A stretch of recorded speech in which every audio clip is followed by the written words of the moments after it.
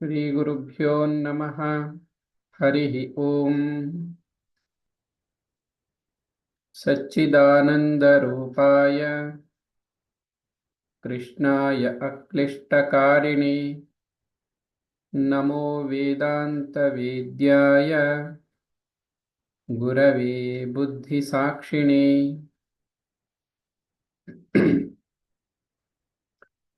ಪರಮಾತ್ಮನ ಪಾದಪದ್ಮಗಳಿಗೆ ಭಕ್ತಿಪೂರ್ವಕ ಪ್ರಣಾಮಗಳನ್ನು ಅರ್ಪಿಸಿ, ಎಲ್ಲ ಆತ್ಮೀಯ ಬಂಧುಗಳೇ, ಇವತ್ತಿನ ಈ ಆಧ್ಯಾತ್ಮಿಕ ಪ್ರವಚನದಲ್ಲಿ ಮನುಷ್ಯನಿಗೆ ಕರ್ಮಬಂಧನಕ್ಕೆ ಕಾರಣವಾಗುವಂತಹ ವಿಚಾರ, ಅದು ಋಣ ಅಂತ ಕರೆಯಲ್ಪಡುತ್ತೆ. ಈ ಋಣ 5 ರೀತಿಯಲ್ಲಿ ಶಾಸ್ತ್ರದಲ್ಲಿ ವಿಭಾಗ ಮಾಡಿ ತಿಳಿಸಿದೆ. ಅದನ್ನ ಪಂಚಋಣಗಳು ಅಂತ ಕರೀತಾರೆ.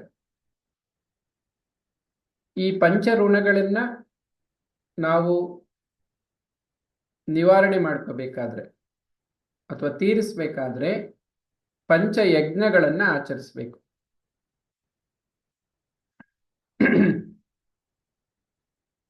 ಈ ಪಂಚಯಜ್ಞಗಳು ಕೂಡ ಶಾಸ್ತ್ರದಲ್ಲಿ ಹೀಗೆ ಆಚರಿಸಬೇಕು ಅಂತ ತಿಳಿಸಿದೆ. ಭಗವದ್ಗೀತೆಯಲ್ಲಿ ನಾವು ಗಮನಿಸೋದಾದ್ರೆ ಶ್ರೀಕೃಷ್ಣ ಪರಮಾತ್ಮನ ಮಾತು ಸ್ಪಷ್ಟವಾಗಿದೆ. ಯಜ್ಞಾರ್ಥಾತ್ ಕರ್ಮಣಃ ಅನ್ಯತ್ರ ಲೋಕೋಯಂ ಕರ್ಮ ಬಂಧನಃ. ಯಜ್ಞರೂಪವಾಗಿ ನಾವು ಕರ್ಮವನ್ನ ಆಚರಿಸಬೇಕು. ಇಲ್ಲದೇ ಇದ್ರೆ ಅನ್ಯತ್ರ, ಅದಕ್ಕೆ ಹೊರತಾಗಿ ಏನೇ ಮಾಡಿದ್ರು ಅದು ಈ ಲೋಕದಲ್ಲಿ ಬಂಧನಕ್ಕೆ ಕಾರಣ ಆಗುತ್ತೆ. ಈಗ ನಾವು ಶರೀರವನ್ನ ಧಾರಣೆ ಮಾಡ್ಕೊಂಡು ಬಂದಿದ್ದೀವಿ. ಶರೀರ ಅಂತ ಒಂದು ಪ್ರಾಪ್ತಿ ಆದ್ಮೇಲೆ ಶರೀರದ ಆಗು ಹೋಗುಗಳನ್ನೆಲ್ಲ ಕೂಡ ನಾವು ಸಹಿಸ್ಕೋಬೇಕಾಗತ್ತೆ. ಅಂದ್ರೆ ದ್ವಂದ್ವಗಳು, ಸುಖ ದುಃಖಗಳಾಗ್ಬೋದು, ಹಾಗೆ ಬೇರೆ ವಿಧವಾದ ತಾಪತ್ರಯಗಳು, ಮಾನಸಿಕವಾದ್ದು, ಹಾಗೆ ಆಧ್ಯಾತ್ಮಿಕವಾಗಿ ಬರುವಂಥದ್ದು. ಅಂದ್ರೆ ಯಾವುದೋ ಕಾರಣಕ್ಕಾಗಿ ಮನಸ್ಸಿನಲ್ಲಿ ಭಯ, ಕಲ್ಪನೆ ಇತ್ಯಾದಿಗಳೆಲ್ಲ ಉಂಟಾಗುವಂಥದ್ದು.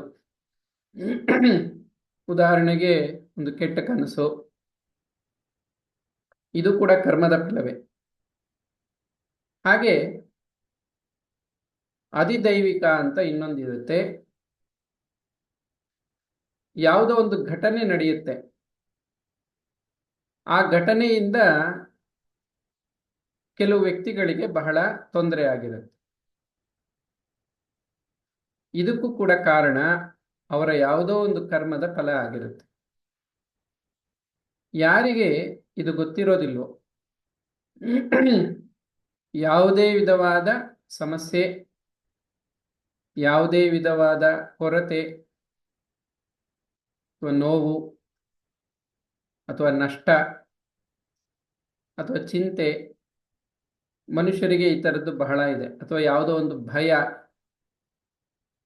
ಈ ಎಲ್ಲಕ್ಕೂ ಕಾರಣ ಕರ್ಮದ ಫಲ.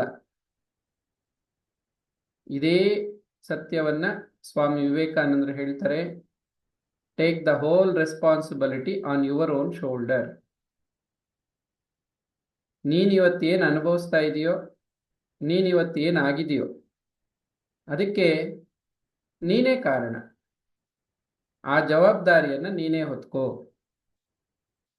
ಹಾಗಾದ್ರೆ ಜನ ಮತ್ತಿನ್ನೇನ್ ಮಾಡ್ತಾ ಇದ್ದಾರೆ ಅಂದ್ರೆ, ಹೆಚ್ಚಿನ ಪ್ರಮಾಣದಲ್ಲಿ, ಅಂದ್ರೆ ಒಂದು 99% ಅಂತ ತಗೋಣ, ಏನ್ ಮಾಡ್ತಾರೆ, ತನ್ನ ಕಷ್ಟಕ್ಕೆ ಬೇರೆಯವರು ಕಾರಣ ಅಂತ ಭಾವಿಸ್ತಾರೆ.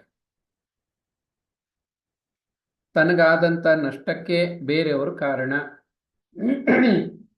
ತನಗೆ ಬಂದಿರೋ ಕಷ್ಟಕ್ಕೆ ಬೇರೆಯವರೇ ಕಾರಣ, ತನಗಾದಂಥ ಯಾವುದೋ ಒಂದು ಬಂದಂಥ ರೋಗ ಆಗ್ಬೋದು, ಅಥವಾ ಇನ್ಯಾವುದೇ ಒಂದು ಅನಾನುಕೂಲ ಆಗ್ಬೋದು, ಹಲವಾರು ಥರ ಇದೆ. ಯಾವುದೇ ಒಂದು ಸಮಸ್ಯೆಯಲ್ಲಿ ಸಿಕ್ಕಾಕೊಳ್ಳೋದಾಗ್ಬೋದು. ಈ ಎಲ್ಲಕ್ಕೂ ಮನುಷ್ಯ ಮೊದಲು ಮಾಡೋದೇನು ಅಂದರೆ ಪರನಿಂದನೆ, ಬ್ಲೇಮಿಂಗ್ ಅಂತ ಕರೀತಾರೆ, ಆರೋಪ.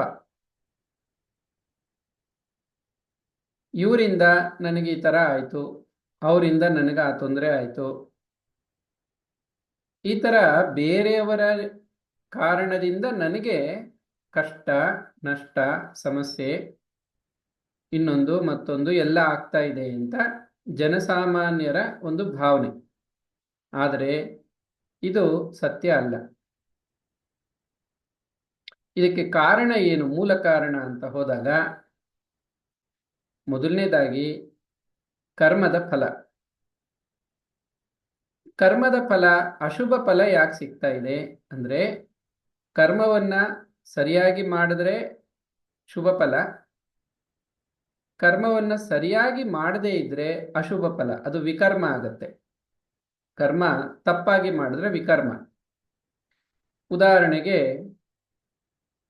ಈಗ ಊಟ ಮಾಡೋದು ಅಥವಾ ಆಹಾರ ಸೇವನೆ, ಅದೊಂದು ಕರ್ಮ. ಆಹಾರ ಎಂತಹ ಆಹಾರ ತಗೋಬೇಕು, ಎಷ್ಟು ತಗೋಬೇಕು,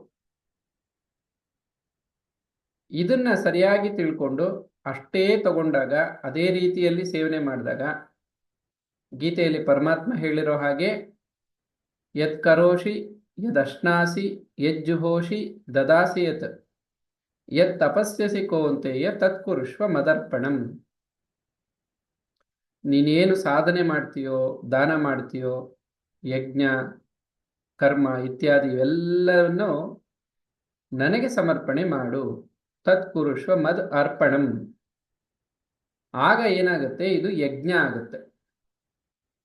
ಯಜ್ಞ ಅಂದ್ರೆ ಅಗ್ನಿಯನ್ನ ಪ್ರಜ್ವಲನೆ ಮಾಡಿ ಅಥವಾ ಅಗ್ನಿಯನ್ನು ಆವಾಹನೆ ಮಾಡಿ ಅಗ್ನಿಗೆ ಆಹುತಿ ಕೊಡೋದು ಮಾತ್ರ ಯಜ್ಞ ಅಲ್ಲ, ಅದು ದ್ರವ್ಯ ಯಜ್ಞ. ವಾಸ್ತವವಾಗಿ ಯಜ್ಞ ಅಂದ್ರೆ ಭಗವಂತನಿಗೆ ಸಮರ್ಪಣೆ ಮಾಡಿದಂತಹ ಕರ್ಮ ಯಜ್ಞ ಆಗುತ್ತೆ. ಯಜತಿ ಇತಿ ಯಜ್ಞ. ಯಜತಿ ಅಂದ್ರೆ ಸಮರ್ಪಣೆ ಮಾಡೋದು. ಯಜುರ್ವೇದ ಅಂತ ಇದೆ. ಯಜ್ಞಕ್ಕೆ ಸಂಬಂಧಪಟ್ಟಂತಹ ವಿಚಾರಗಳನ್ನ, ಅದಕ್ಕೆ ಸಂಬಂಧಪಟ್ಟಂತ ಮಂತ್ರಗಳು, ಯಾವ ಕರ್ಮವನ್ನು ಹೇಗೆ ಮಾಡಬೇಕು, ಇವೆಲ್ಲಕ್ಕೆ ಸಂಬಂಧಪಟ್ಟಂತೆ ಒಂದು ವೇದವೇ ಇದೆ. ಅದನ್ನ ಯಜುರ್ವೇದ ಅಂತ ಕರೆದಿದೆ. ಹೇಗೆ ಯಜ್ಞವನ್ನ ಮಾಡಬೇಕು, ಇದನ್ನ ಎರಡು ರೀತಿಯಲ್ಲಿ ವಿಭಾಗ ಮಾಡಿದೆ. ಒಂದು ಜ್ಞಾನಯಜ್ಞ, ಇನ್ನೊಂದು ದ್ರವ್ಯಯಜ್ಞ. ದ್ರವ್ಯಯಜ್ಞಕ್ಕಿಂತ ಜ್ಞಾನಯಜ್ಞ ಶ್ರೇಷ್ಠ. ಹಾಗಂತ ದ್ರವ್ಯಯಜ್ಞವನ್ನ ಸರಿಯಾಗಿ ಮಾಡದೆ ಜ್ಞಾನಯಜ್ಞಕ್ಕೆ ಅವರು ಅಧಿಕಾರಿ ಆಗೋದಿಲ್ಲ. ಮೊದಲು ಕರ್ಮಕಾಂಡವನ್ನ ಅರಿತುಕೊಂಡು ಸರಿಯಾಗಿ ಕರ್ಮ ಮಾಡೋದನ್ನ ಅಭ್ಯಾಸ ಮಾಡಿದ್ರೆ, ಆ ರೀತಿ ನಡ್ಕೊಂಡಿದ್ರೆ, ತನ್ಮೂಲಕ ಅವರ ಚಿತ್ತ ಶುದ್ಧಿ ಆಗುತ್ತೆ, ಮನಸ್ಸು ಶುದ್ಧವಾಗುತ್ತೆ, ಅಂದ್ರೆ ಸತ್ವಗುಣ ಹೆಚ್ಚಾಗುತ್ತೆ. ಚಿತ್ತಶುದ್ಧಿ ಆಗ್ತಾ ಆಗ್ತಾ ಜ್ಞಾನ ವೃದ್ಧಿ ಆಗುತ್ತೆ. ಜ್ಞಾನ ಯಜ್ಞಕ್ಕೆ ಅವರಿಗೆ ಅಧಿಕಾರ ಪ್ರಾಪ್ತವಾಗುತ್ತೆ. ಹೀಗಾಗಿ ಅದು ಕರ್ಮ ದ್ರವ್ಯಯಜ್ಞ ಅಥವಾ ಜ್ಞಾನಯಜ್ಞ ಎರಡೂ ರೂಪದಲ್ಲಾಗೋದು ಕರ್ಮವೇ. ಈ ಕರ್ಮ ಯಜ್ಞ ರೂಪದಲ್ಲೇ ಆಗಿರ್ಬೇಕು. ಅಂದ್ರೆ ನಾವು ಏನೇ ಮಾಡಿದ್ರು ಈ ಜೀವನದಲ್ಲಿ ಪರಮಾತ್ಮನಿಗಾಗಿ ಮಾಡಬೇಕು.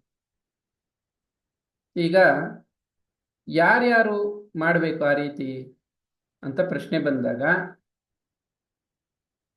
ಬ್ರಾಹ್ಮಣ, ಕ್ಷತ್ರಿಯ, ವೈಶ್ಯ, ಶೂದ್ರ 4 ವರ್ಣದವರು, ಗೃಹಸ್ಥ, ಬ್ರಹ್ಮಚರ್ಯ, ಗೃಹಸ್ಥ, ವಾನಪ್ರಸ್ಥ, ಸನ್ಯಾಸ 4 ಆಶ್ರಮದವರು. ಅದರಲ್ಲಿ ಸನ್ಯಾಸಾಶ್ರಮಕ್ಕೆ ಅತಿಯಾಶ್ರಮ ಅಂತ ಕರೆದಿದೆ. ಅವ್ರಿಗೆ ಜ್ಞಾನಯಜ್ಞ ಮಾತ್ರ ಇದೆ, ದ್ರವ್ಯಯಜ್ಞ ಮಾಡಲೇಬೇಕು ಅಂತ ಇಲ್ಲ, ಕಡ್ಡಾಯ ಇಲ್ಲ ಅವ್ರಿಗೆ ದ್ರವ್ಯಯಜ್ಞ. ಜ್ಞಾನಯಜ್ಞ ಮಾತ್ರ ಇದೆ ಅವ್ರಿಗೆ. ಇನ್ನು ಉಳಿದ 3 ಕೂಡ ಬ್ರಹ್ಮಚರ್ಯ, ಗೃಹಸ್ಥರು ಅಂದ್ರೆ ಮದುವೆ ಮಾಡ್ಕೊಂಡು ಜೀವನ ಮಾಡ್ತಾ ಇರೋರು, ವಿವಾಹಿತರು, ವಾನಪ್ರಸ್ಥಾಶ್ರಮಿಗಳು, ರಿಟೈರ್ಡ್ ಆಗಿರೋರು ಅಂತ ತಿಳ್ಕೊಬಹುದು. ವ್ಯವಹಾರದಿಂದ ನಿವೃತ್ತರಾಗಿದ್ದಾರೆ, ಆದರೆ ಸಮಾಜದಲ್ಲಿ ಜೀವನ ಮಾಡ್ತಾ ಇದ್ದಾರೆ. ಅವರು ಕೂಡ ಯಜ್ಞವನ್ನ ಮಾಡಬೇಕು. ಅಂದ್ರೆ ಏನೇ ಕರ್ಮ ಮಾಡಿದ್ರು ಭಗವಂತನಿಗಾಗೆ ಮಾಡಬೇಕು. ಯಾಕೆ ಅಂದ್ರೆ ಪ್ರತಿಯೊಂದು ಯಜ್ಞಗಳ ಒಡೆಯ ಸರ್ವ ಯಜ್ಞೇಶ್ವರೋ ಹರಿಹಿ. ಈ ಎಲ್ಲ ಯಜ್ಞಗಳಿಗೂ ಈಶ್ವರ ಪರಮಾತ್ಮ. ಪರಮಾತ್ಮ ಯಜ್ಞ ರೂಪದಿಂದಲೇ ಜಗತ್ತನ್ನ ಸೃಷ್ಟಿ ಮಾಡಿದ್ದಾನೆ. ಭಗವದ್ಗೀತೆಯಲ್ಲಿ ಇದು ಸ್ಪಷ್ಟವಾಗಿ ಬರುತ್ತೆ. ಈ ಜಗತ್ತು ಸೃಷ್ಟಿಯಾಗಿದ್ದು ಯಜ್ಞದಿಂದ, ಯಜ್ಞ ರೂಪವಾಗಿ ಜಗತ್ತು ಸೃಷ್ಟಿಯಾಯಿತು. ಹೀಗೆ ಸೃಷ್ಟಿಯಾದ ಜಗತ್ತಿನಲ್ಲಿ ಯಜ್ಞ ರೂಪವಾಗಿ ನಾವು ಕರ್ಮ ಮಾಡಬೇಕು. ಯಜ್ಞ ಫಲ ಅದನ್ನ ಪಡ್ಕೊಂಡು ನಾವು ಜೀವನವನ್ನು ಮಾಡಬೇಕು. ಯಜ್ಞದಿಂದ ದೊರೆತಂಥದ್ದನ್ನ ಆಶ್ರಯಿಸಿಕೊಂಡು ಅಥವಾ ಅದನ್ನ ಅನುಭವಿಸಿಕೊಂಡು ಜೀವನವನ್ನು ನಡೆಸಬೇಕು. ಇದು ಶಾಸ್ತ್ರದಲ್ಲಿ ತಿಳಿಸಿರುವಂತ ಸರಿಯಾದ ಜೀವನದ ವಿಧಾನ. ಆಗ್ಲೇ ಹೇಳಿದಾಗೆ ಇದು ಎಲ್ಲರಿಗೂ ಅನ್ವಯಿಸುತ್ತೆ. ಎಲ್ಲ ಸ್ತ್ರೀ ಪುರುಷರು, ವರ್ಣದವರು ಅವ್ರಿಗೂ ಅನ್ವಯಿಸುತ್ತೆ, ಎಲ್ಲ ವರ್ಣದವ್ರಿಗೂ ಅನ್ವಯಿಸುತ್ತೆ. ಆದರೆ ಅದರಲ್ಲಿ ಮತ್ತೆ ಬ್ರಾಹ್ಮಣ ವರ್ಣಕ್ಕೆ ಸೇರಿದವರಿಗೆ ಎಂತಹ ಕರ್ಮಗಳು, ಯಜ್ಞವೇ, ಆದರೆ ಅದರಲ್ಲಿ ಕರ್ಮಗಳಲ್ಲಿ ಸ್ವಲ್ಪ ವೈವಿಧ್ಯತೆ ಇರುತ್ತೆ, ಭಿನ್ನ ಭಿನ್ನವಾಗಿರುತ್ತೆ. ಇವೆಲ್ಲವನ್ನು ಕೂಡ ಗುರುಮುಖೇನ, ಶಾಸ್ತ್ರ ಮುಖೇನ ಸರಿಯಾಗಿ ಅರ್ಥ ಮಾಡಿಕೊಂಡು ಕರ್ಮ ಮಾಡಿದಾಗ ಮಾತ್ರ ಮನುಷ್ಯರಿಗೆ ಮತ್ತೆ ಋಣಾನುಬಂಧ, ಋಣ ಬಂಧನ ಆಗಲ್ಲ. ನೋಡಿ, ಇಷ್ಟೆಲ್ಲ ಪೀಠಿಕೆ ಹೇಳಿದ್ದು ಪುನಃ ಈ ಋಣ ಅನ್ನುವಂಥ ವಿಚಾರಕ್ಕೆ ಬರಕ್ಕೆ. ಈಗ ಮನುಷ್ಯರು ಕಷ್ಟಪಡುವಾಗ ಹೇಳ್ಕೊತಾರೆ, ಅಯ್ಯೋ ಎಲ್ಲ ನನ್ನ ಕರ್ಮದ ಫಲ, ಯಾವ ಜನ್ಮದಲ್ಲಿ ಏನ್ ಕರ್ಮ ಮಾಡಿದ್ನೋ ಆ ಕರ್ಮದ ಫಲ ಈಗ ಅನುಭವಿಸ್ತಾ ಇದ್ದೀನಿ ಅಂತ. ಸರಿಯಾಗೇ ಇದೆ, ಅವ್ರು ಮಾಡಿದ ಕರ್ಮ ಫಲವನ್ನೇ ಅವರು ಅನುಭವಿಸ್ತಾ ಇದ್ದಾರೆ. ಅದು ಶುಭ ಫಲ ಆಗ್ಬೋದು, ಅಶುಭ ಫಲ ಆಗ್ಬೋದು. ಈಗ ಕರ್ಮ ಮಾಡಿದ್ದು ಸರಿ, ಅದು ಕರ್ಮ ಯಾಕೆ ಬಂಧನ ಆಯಿತು, ಕರ್ಮ ಯಾಕೆ ಕಷ್ಟವನ್ನು ಕೊಡ್ತಾ ಇದೆ, ಅದರ ಫಲ ಅಶುಭ ಫಲ ಯಾಕಾಯ್ತು? ಅಶುಭ ಫಲ ಯಾವುದೇ ರೀತಿಯಲ್ಲಿ ಇರಲಿ, ಕಷ್ಟ, ನಷ್ಟ, ನೋವು, ರೋಗ, ದುಃಖ, ಇನ್ನೊಂದು ಮತ್ತೊಂದು, ಇವೆಲ್ಲ ಕೂಡ ಕರ್ಮವನ್ನ ಸರಿಯಾಗಿ ಮಾಡದೆ ಅದು ವಿಕರ್ಮ ಆಗಿ ಅದರ ಫಲವನ್ನ ಅನುಭವಿಸ್ತಾ ಇದ್ದಾರೆ. ಆ ವಿಕರ್ಮದ ಫಲವೇ ಈ ಋಣ. ಋಣ ಅಂದ್ರೆ ಸಾಲ. ಇಲ್ಲಿ ಒಂದು ವಿಚಾರ ಇದೆ, ನಾವು ಈ ಪ್ರಕೃತಿಯಲ್ಲಿ ಯಾವುದನ್ನೇ ಸ್ವೀಕರಿಸಿದ್ರು ಕೂಡ ಅಹಂ ಭೋಕ್ತ ಅಂತ, ನಾನು ಕರ್ತೃ, ನಾನು ಭೋಕ್ತೃ, ನಾನು ಇದನ್ನ ಮಾಡ್ತಾ ಇದ್ದೀನಿ, ಇಂಥ ಕರ್ಮ ನಾನು ಇದನ್ನ ಅನುಭವಿಸ್ತಾ ಇದ್ದೀನಿ ಅನ್ನೋ ಭಾವನೆ ಇರೋರಿಗೆ ಇದು ಅನ್ವಯಿಸುತ್ತೆ. ಈ ಸನ್ಯಾಸಾಶ್ರಮವನ್ನ ಅತ್ಯಾಶ್ರಮ ಅಂತ ಹೇಳಿ ಅದಕ್ಕೆ ಯಾಕೆ ಶಾಸ್ತ್ರ ಯಾವುದೇ ಕರ್ಮ ಇಲ್ಲ ಅಂತ, ನ ಕರ್ಮಣ ನ ಪ್ರಜೆಯ ಧನೇನ ತ್ಯಾಗೇನೇಕೆ ಅಮೃತತ್ವ ಮಾನುಷು, ಅವ್ರಿಗೆ ಯಾವುದೇ ಕರ್ಮ ಕಡ್ಡಾಯ ಇಲ್ಲ. ಅವ್ರಿಗೆ ಇಚ್ಛೆ ಇದ್ರೆ ದೈವ ಕಾರ್ಯ ಮಾಡ್ಬೋದು. ಇಚ್ಛೆ ಅನ್ನೋದಕ್ಕಿಂತ ಅವರವರ ಪ್ರಾರಬ್ಧಕ್ಕನುಸಾರವಾಗಿ ಬಂದರೆ ಮಾಡ್ತಾರೆ, ಇಲ್ಲದೆ ಇದ್ರೆ ಇಲ್ಲ. ಆದರೆ ಉಳಿದ ಮೂವರಿಗೆ ಬ್ರಹ್ಮಚರ್ಯ, ಗೃಹಸ್ಥ, ವಾನಪ್ರಸ್ಥದವರು ಕರ್ಮ ಮಾಡಲೇಬೇಕು. ಆ ಕರ್ಮ ಸರಿಯಾಗಿ ಮಾಡಬೇಕು, ವಿಕರ್ಮ ಆಗಬಾರ್ದು. ಆಮೇಲೆ ಹಿಂದೆ ಮಾಡಿದಂತಹ ವಿಕರ್ಮದ ಫಲ ಅಥವಾ ಸರಿಯಾಗಿ ಕರ್ಮ ಮಾಡದೇ ಇರೋದರ ಅಶುಭ ಫಲವನ್ನ ಈಗ ಅನುಭವಿಸ್ತಾ ಮತ್ತೆ ವಿಕರ್ಮ ಆಗದಂತೆ, ತಪ್ಪಾಗದಂತೆ ಸರಿಯಾಗಿ ಕರ್ಮ ಮಾಡ್ತಾ ಇರ್ಬೇಕು. ನೋಡಿ, ಎರಡು ಕಡೆಯಿಂದ ಎಚ್ಚರಿಕೆ ವಹಿಸ್ಬೇಕು. ಒಂದು, ಹಳೆಯ ಋಣವನ್ನ ತೀರಿಸ್ತಾ ಇರಬೇಕು. ಎರಡನೇದು, ಮತ್ತೆ ಋಣ ಆಗದ ಹಾಗೆ ನೋಡ್ಕೋಬೇಕು. ಈ ಎರಡನ್ನೂ ಗಮನದಲ್ಲಿಟ್ಕೊಂಡು ಶಾಸ್ತ್ರೋಕ್ತವಾಗಿ ಕರ್ಮ ಮಾಡಿದಾಗ ಮಾತ್ರ ಈ ಕಡೆ ಅವರ ಋಣವೂ ಕೂಡ ತೀರುತ್ತೆ, ಆ ಕಡೆ ಋಣದಿಂದ ಮುಕ್ತರಾಗ್ತಾರೆ, ಈ 5 ಋಣಗಳಿಂದ. ಜೊತೆಗೆ ಹೊಸದಾಗಿ ಯಾವುದೇ ಕರ್ಮ ಬಂಧನ, ಋಣಾನುಬಂಧ ಉಂಟಾಗೋದಿಲ್ಲ. ಒಂದು ಉದಾಹರಣೆ ಕೊಡೋದಾದ್ರೆ, ಶ್ರೀರಾಮಕೃಷ್ಣ ಪರಮಹಂಸರನ್ನ ಭಕ್ತರು ಕೇಳ್ತಾರೆ, ಎಲ್ಲಿಯವರೆಗೂ ಗೃಹಸ್ಥಾಶ್ರಮದ ಕರ್ತವ್ಯಗಳನ್ನ ನಾವು ಮಾಡ್ತಾ ಇರಬೇಕು, ಎಲ್ಲಿವರೆಗೂ ಈ ಸಂಸಾರದ ತಾಪತ್ರಯಗಳು ಅನುಭವಿಸೋದು ಅಥವಾ ಜಂಜಾಟ ಅಥವಾ ಕರ್ತವ್ಯ ಇದನ್ನ ಮಾಡ್ತಾನೇ ಇರಬೇಕಲ್ಲ, ಎಲ್ಲಿವರೆಗೂ ಮಾಡಬೇಕು ಅಂತ ಕೇಳಿದಾಗ ಶ್ರೀರಾಮಕೃಷ್ಣ ಹೇಳ್ತಾರೆ, ಹಕ್ಕಿ ಮರಿಗಳು ಬೆಳೆದು ರೆಕ್ಕೆ ಪುಕ್ಕ ಬಂದು ತನ್ನ ಆಹಾರವನ್ನು ಹುಡುಕೊಳ್ಳೋಕ್ಕೆ ಅದಕ್ಕೆ ಸಾಮರ್ಥ್ಯ ಬಂದ ಮೇಲೆ ತಾಯಿ ಹಕ್ಕಿ ಅದಕ್ಕೆ ಗುಟುಕು ಕೊಡೋದಿಲ್ಲ.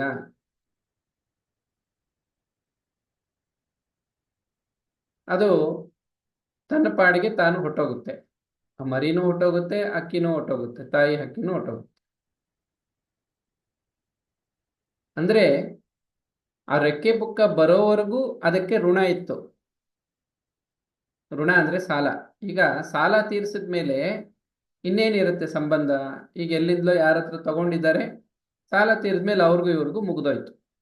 ಇದೇ ತರ ಈ ಋಣಾನುಬಂಧ ಅನ್ನೋದು ಇದೆ. ಪಕ್ಷಿ ಆಗಿರ್ಲಿ, ಪ್ರಾಣಿ ಆಗಿರ್ಲಿ, ಮನುಷ್ಯ ಆಗಿರ್ಲಿ, ಆ ಶರೀರದಲ್ಲಿ ಅದರದೇ ಆದ ಕರ್ಮ ಅದು ಮಾಡಬೇಕಾಗಿದೆ. ಹಾಗಾಗಿ ಪಕ್ಷಿಗಳೇನ್ ಮಾಡುತ್ತೆ, ಪ್ರಕೃತಿ ಸಹಜವಾಗಿ ಪ್ರಾಣಿ ಪಕ್ಷಿಗಳು ಮರಿಗಳಿಗೆ ಜನ್ಮ ಕೊಟ್ಟ ಮೇಲೆ ಮೊಟ್ಟೆಗಳು ಅಥವಾ ಮರಿಗಳು ಇದ್ದಾಗ ಅವುಗಳನ್ನ ಕಾಪಾಡಿ ಅವುಗಳಿಗೆ ಆಹಾರ ಕೊಡೋದು, ರಕ್ಷಣೆ ಮಾಡೋದೆಲ್ಲ ಮಾಡುತ್ತವೆ. ಆದ್ರೆ ಒಂದು ಸರಿ ಆ ಕಾರ್ಯ ಮುಗಿದ ಮೇಲೆ ನಿರ್ಲಿಪ್ತ ಆಗ್ಬಿಡುತ್ತೆ. ಈ ಉದಾಹರಣೆ ಕೊಟ್ಟು ಶ್ರೀರಾಮಕೃಷ್ಣ ಹೇಳ್ತಾರೆ, ಇದೇ ರೀತಿಯಲ್ಲಿ ಮನುಷ್ಯರಿಗೂ ಅನ್ವಯಿಸುತ್ತೆ. ಅವರು ಅವರ ಹಿಂದಿನ ಋಣಕ್ಕನುಸಾರವಾಗಿ, ಪಿತೃ ಋಣ, ಆ ಪಿತೃ ಋಣಕ್ಕೆ ಅನುಸಾರವಾಗಿ ಅವರಿಗೆ ಮಕ್ಕಳು. ಪಿತೃದೋಷ ಅಂತ ಇರುತ್ತೆ ಜಾತಕದಲ್ಲಿ, ಅದು ಕಾಣುತ್ತೆ. ಪಿತೃದೋಷ ಇರೋರಿಗೆ ಒಂದು ಮಕ್ಕಳೇ ಆಗೋದಿಲ್ಲ. ಆ ದೋಷ ಇನ್ನೇನಾದರೂ ಬೇರೆ ರೀತಿಯಲ್ಲಿದ್ದರೆ ಅವ್ರಿಗೆ ಮದುವೆನೇ ಆಗೋದಿಲ್ಲ, ಅಥವಾ ಆ ಮಕ್ಕಳು ಸರಿಯಾಗಿರಲ್ಲ, ಅಂದ್ರೆ ಆರೋಗ್ಯವಾಗಿ ಚೆನ್ನಾಗಿರಲ್ಲ, ಅವರು ಏನೋ ಒಂದು ಸಮಸ್ಯೆ ಇರುತ್ತೆ. ಪಿತೃ ಋಣ ತೀರಿಸ್ಕೊಳ್ಳೋದಕ್ಕಾಗಿ ಸಂತಾನವನ್ನ ಪಡ್ಕೊಂಡು ಆ ಸಂತಾನವನ್ನ ಸತ್ಪ್ರಜೆಯಾಗಿ ಅವರನ್ನ, ಆ ವ್ಯಕ್ತಿತ್ವ, ಅವರ ಒಂದು ಜೀವನವನ್ನು ರೂಪಿಸಿ ಅಥವಾ ಶಿಕ್ಷಣ ಕೊಟ್ಟು ಅವ್ರಿಗೊಂದು ಸಂಸ್ಕಾರ ಕೊಟ್ಟು ಸತ್ಪ್ರಜೆಯನ್ನಾಗಿ ಮಾಡಿ ಸಮಾಜಕ್ಕೆ ಕೊಟ್ಟ ಮೇಲೆ ಪಿತೃ ಋಣ ಮುಗೀತು. ನೋಡಿ, ಋಣದಿಂದ ಮುಕ್ತರಾದ್ರು. ಅಲ್ಲಿ ಪುನಃ ಬರುತ್ತೆ ಏನು, ಗಂಡ್ಮಕ್ಳಾದ್ರೇನೆ ಪಿತೃಋಣ ಅಂತನ? ಹಾಗೇನಿಲ್ಲ. ಯಾವುದೇ ಮಕ್ಕಳಾದ್ರೂ, ಹೆಣ್ಮಕ್ಳಾದ್ರೂ ಗಂಡು ಮಕ್ಕಳಾದ್ರೂ ಅವ್ರಿಗೆ ಋಣಕ್ಕೆ ತಕ್ಕ ಹಾಗೆ ಅಂತ ಮಕ್ಕಳಾಗಿರ್ತಾರೆ. ಅವರನ್ನ ಸದ್ವ್ಯಕ್ತಿಗಳನ್ನಾಗಿ, ಸತ್ಪ್ರಜೆಯನ್ನಾಗಿ ಮಾಡಿ ಸಮಾಜಕ್ಕೆ ಕೊಟ್ಟ ಮೇಲೆ ಪಿತೃಋಣದಿಂದ ಅವರು ಮುಕ್ತರಾದರು. ಪ್ರಾಣಿ ಪಕ್ಷಿಗಳು ಸಹಜವಾಗಿ ಅದನ್ನ ಮಾಡುತ್ತವೆ. ಆದರೆ ಮನುಷ್ಯಂದೇನಾಗುತ್ತೆ, ಅವರು ಸಂತಾನ ಪಡ್ಕೊಂಡಿದ್ದಾಯ್ತು, ಏನೋ ಅವ್ರಿಗೆ ಗೊತ್ತಿರೋಷ್ಟು ಒಂದಷ್ಟು ಸಂಸ್ಕಾರ ಕೊಟ್ಟಿರ್ತಾರೆ, ಶಿಕ್ಷಣ ಇತ್ಯಾದಿ. ಆದರೆ ಅವರು ಸ್ವತಂತ್ರವಾಗಿ ತಮ್ಮ ಜೀವನ ಮಾಡೋದಕ್ಕೆ ಶಕ್ತರಾದ ಮೇಲೂ ಅವರ ವ್ಯವಹಾರದಲ್ಲಿ ಇವರು ತೊಡಗಬಾರ್ದು. ಅವರ ವ್ಯವಹಾರದಲ್ಲಿ ಇವರೇನು ತೊಡಗೋದು ಅಂದ್ರೆ, ಈಗ ಅವ್ರು ಏನೋ ವಿದ್ಯಾಭ್ಯಾಸ ಮಾಡಿದ್ದಾರೆ, ಅವರಿಗೆ ವಿವಾಹ ಆಯಿತು, ಅಲ್ಲಿಗೆ ಅವರ ವಿವಾಹದ ವಿಚಾರದಲ್ಲಿ ಇವರು ಮತ್ತೆ ತೊಡಗಿಕೊಳ್ಳೋ ಹಾಗಿಲ್ಲ. ಮಹಾಭಾರತ, ರಾಮಾಯಣ ಇತ್ಯಾದಿ ಇವುಗಳನ್ನೆಲ್ಲ ನಾವು ಗಮನಿಸಿದಾಗ ಪುರಾಣಗಳನ್ನ ಸ್ಪಷ್ಟವಾಗಿ ನಮಗೆ ಕಂಡುಬರುತ್ತೆ. ಇವರ ಮಕ್ಕಳು ಅವರ ಪೋಷಣೆ, ರಕ್ಷಣೆ, ವಿದ್ಯಾಭ್ಯಾಸ, ಅವ್ರಿಗೆ ಇವ್ರು ಏನ್ ಮಾಡಬೇಕು ಕರ್ತವ್ಯ ಎಲ್ಲ ಮಾಡಿದ್ದಾಯ್ತು. ಅವರು ಗೃಹಸ್ಥರಾದ್ರು. ಅವರು ಗೃಹಸ್ಥರಾದ್ಮೇಲೆ ಇವರಿಗೆ ಮತ್ತಿನ್ನೇನು ಮಾಡುವಂತ ಜವಾಬ್ದಾರಿ, ಕರ್ತವ್ಯ ಅಂತ ಇರಲ್ಲ. ಇನ್ನು ಅವ್ರಿಗೆ ಇರುತ್ತೆ. ಅವರು ಪಿತೃಋಣ ತೀರಿಸೋದಕ್ಕಾಗಿ ಅವ್ರ ತಂದೆ ತಾಯಿಗಳನ್ನ ಸೇವಿಸೋದು, ಸೇವೆ ಮಾಡೋದು, ಅವ್ರು ಮಾಡೋ ಕರ್ತವ್ಯ ಅವ್ರು ಮಾಡಬೇಕೇ ಹೊರತು ಇವ್ರ ಕಡೆಯಿಂದ ಮಾಡುವಂಥದ್ದು ಏನೂ ಇರೋದಿಲ್ಲ. ಆದ್ರೆ ಈಗ ನಡೀತಾ ಇರೋದೇನು, ಅವ್ರ ಗೃಹಸ್ಥಾಶ್ರಮಕ್ಕೆ ಹೋದ್ಮೇಲೂ ಮತ್ತೆ ಅವರ ಸಂತಾನ, ಅದರ ಬಗ್ಗೆ ವಿಚಾರ ಮಾಡೋದು, ಮತ್ತೆ ಅದನ್ನೇನೋ ಅವರ ವೈಯಕ್ತಿಕ ವಿಚಾರದಲ್ಲೆಲ್ಲ ಇವ್ರು ಮೂಗು ತೋರಿಸ್ಕೊಂಡು ಹೋಗಿ ಅವ್ರಿಗಿನ್ನೇನೋ ಮಾಡಕ್ ಹೋಗೋದು, ಇದೆಲ್ಲ ವಿಕರ್ಮ, ಶಾಸ್ತ್ರದಲ್ಲಿ ಇಲ್ಲ. ರಾಮಾಯಣದಲ್ಲಿ ಒಂದು ಘಟನೆ, ಸೀತೆಯನ್ನ ಕೌಸಲ್ಯ ದೇಶಕ್ಕೆ, ಅಂದ್ರೆ ಕೋಸಲ ದೇಶ ಅಂತ ಕೂಡ ಕರೀತಾರೆ ಅದನ್ನ,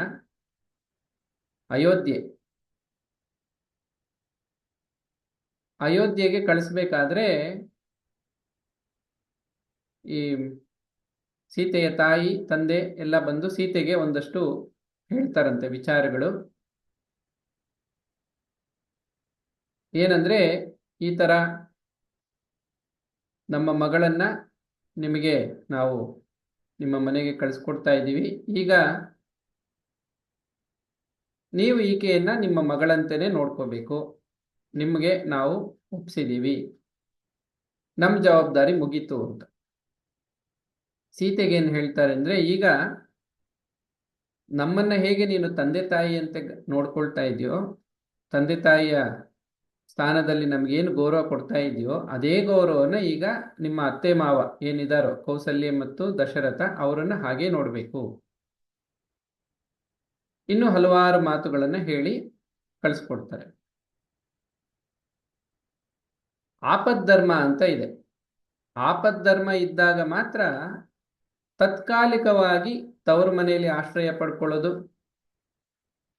ಆ ಆಪತ್ತು ಕಳೆದ ಮೇಲೆ ಪುನಃ ತನ್ನ ಕರ್ತವ್ಯವನ್ನು ಮುಂದುವರಿಸ್ಕೊಂಡು ಹೋಗುವಂಥದ್ದು ಶಾಸ್ತ್ರ ಸ್ವಲ್ಪ ಅದಕ್ಕೆ ಅನುಮತಿ ಕೊಟ್ಟಿದೆ.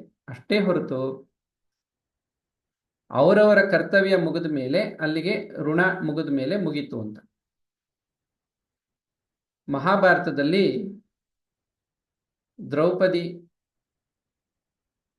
ದ್ರೌಪದಿಯನ್ನ ಗೆದ್ದು ಅರ್ಜುನ ತಗೊಂಡ್ಬರ್ತಾನೆ. ಕೊನೆಗೆ ಪಂಚಪಾಂಡವರು 5 ಜನ ವಿವಾಹ ಆಗ್ಬೇಕಾಗತ್ತೆ. ಆಮೇಲೆ ಕುಂತಿ ಹೇಳ್ತಾಳಂತೆ ದ್ರೌಪದಿಗೆ, ಇಲ್ಲಿವರೆಗೂ ನಾನು ಇವರಿಗೆ ಮಕ್ಕಳಿಗೆ ಮಾರ್ಗದರ್ಶನ ಮಾಡಿಕೊಂಡು ಅವ್ರಿಗೇನು ಅವರ ಅವಶ್ಯಕತೆಗಳು ಇತ್ಯಾದಿ ಅವುಗಳನ್ನೆಲ್ಲ ನಾನು ಗಮನಿಸಿದ್ದೀನಿ. ಈಗ ಈ ಜವಾಬ್ದಾರಿ ನಿಂದು, ನಿನಗೊಪ್ಪಿಸ್ತಾ ಇದ್ದೀನಿ, ನಾನೀಗ ಕರ್ತವ್ಯದಿಂದ ಮುಕ್ತಳಾಗ್ತೀನಿ ಅಂತ. ನೋಡಿ, ಅಲ್ಲಿ ಒಪ್ಸಿದ್ದಾಗೋಯ್ತು. ಅದೇ ಥರ ಅವ್ರು 5 ಜನ ವನವಾಸಕ್ಕೆ ಹೋದಾಗ ಕುಂತಿ ಹೋಗೋದಿಲ್ಲ ಜೊತೆಗೆ. ಆಕೆ ತಾನಿರಬೇಕಾಗಿರುವಂಥ ಗಂಡನ ಮನೆ ಅಥವಾ ಅತ್ತೆ ಮನೆ ಎಲ್ಲಿರಬೇಕೋ ಆಕೆ ಅಲ್ಲೇ ಇರ್ತಾಳೆ. ಹೀಗೆ ಇವೆಲ್ಲ ಕೂಡ ನಾವು ಈ ಪುರಾಣಗಳಲ್ಲಿ ಗಮನಿಸಿದಾಗ ಈ ಥರ ಉದಾಹರಣೆಗಳು ಬಹಳಷ್ಟು ಕಡೆ ನಮಗೆ ಕಂಡು ಬರುತ್ತೆ. ಅಂದ್ರೆ ಹಿಂದೆ ಇದನ್ನ ಚೆನ್ನಾಗಿ ಅವರು ಅರ್ತಿದ್ರು. ದಶರಥನಿಗೆ ವಿಶ್ವಾಮಿತ್ರರು ಶ್ರೀರಾಮನ ವಿವಾಹ ಆದ್ಮೇಲೆ ಅವರು ಹೊರಡಬೇಕು ಅಂತ ಹೇಳಿದಾಗ ದಶರಥ ಇನ್ನೂ ಸ್ವಲ್ಪ ಕಾಲ ಇದ್ದಿದ್ರೆ ಚೆನ್ನಾಗಿರೋದು ಅಂತೆಲ್ಲ ಬರುತ್ತಂತೆ ಸಂಭಾಷಣೆ. ಅದೊಂದು ವಿಶ್ವಾಸಕ್ಕೆ ಅವರು ಹೇಳಿದಾಗ ವಿಶ್ವಾಮಿತ್ರರು ಹೇಳ್ತಾರೆ, ನಮ್ಮ ಕರ್ತವ್ಯ ಮುಗಿದ ಮೇಲೆ ಒಂದು ಸ್ಥಳದಲ್ಲಿ ಆಮೇಲೆ ಅಲ್ಲಿರೋದು ಚೆನ್ನಾಗಿ ಕಾಣೋದಿಲ್ಲ. ನನ್ನ ಕರ್ತವ್ಯ ಇತ್ತು, ಯಜ್ಞ ರಕ್ಷಣೆಗೆ ರಾಮನ್ ಕರ್ಕೊಂಡು ಹೋದೆ. ಇನ್ನೊಂದು ಕರ್ತವ್ಯ ಇತ್ತು, ಮಿಥಿಲಾ ನಗರಕ್ಕೆ ಕರ್ಕೊಂಡು ಹೋದೆ. ಅಲ್ಲಿ ಸೀತೆಯನ್ನ ವಿವಾಹ ಆಗಿ ಶ್ರೀರಾಮಚಂದ್ರ ಬಂದಿದ್ದಾಯ್ತು. ನನ್ನ ಕರ್ತವ್ಯ ಮುಗೀತು. ಕರ್ತವ್ಯ ಮುಗಿದ್ಮೇಲೆ ಇಲ್ಲಿರಬಾರ್ದು, ನಾನಿನ್ನು ಹೊರಡಬೇಕು ಅಂತ ಒಂದಷ್ಟು ವಿಚಾರ ಹೇಳಿ ವಿಶ್ವಾಮಿತ್ರರು ಹೊರಡ್ತಾರೆ. ಆಗ ದಶರಥನಿಗೆ ಒಂದು ಸೂಕ್ಷ್ಮ ಅರ್ಥ ಆಗುತ್ತೆ. ಹೌದು, 4 ಜನ ಮಕ್ಕಳು, ಎಲ್ಲರೂ ಕೂಡ ಸಮರ್ಥರು. ಅದರಲ್ಲೂ ಶ್ರೀರಾಮಚಂದ್ರ ಪ್ರಜೆಗಳ ಪ್ರೀತಿಯನ್ನ ಗಳಿಸಿದ್ದಾನೆ, ಯೋಗ್ಯನಾಗಿದ್ದಾನೆ, ಸಮರ್ಥನಾಗಿದ್ದಾನೆ. ಹಾಗಾಗಿ ನಾನೀಗ ಸಿಂಹಾಸನದಲ್ಲಿರೋದು ಸೂಕ್ತ ಅಲ್ಲ.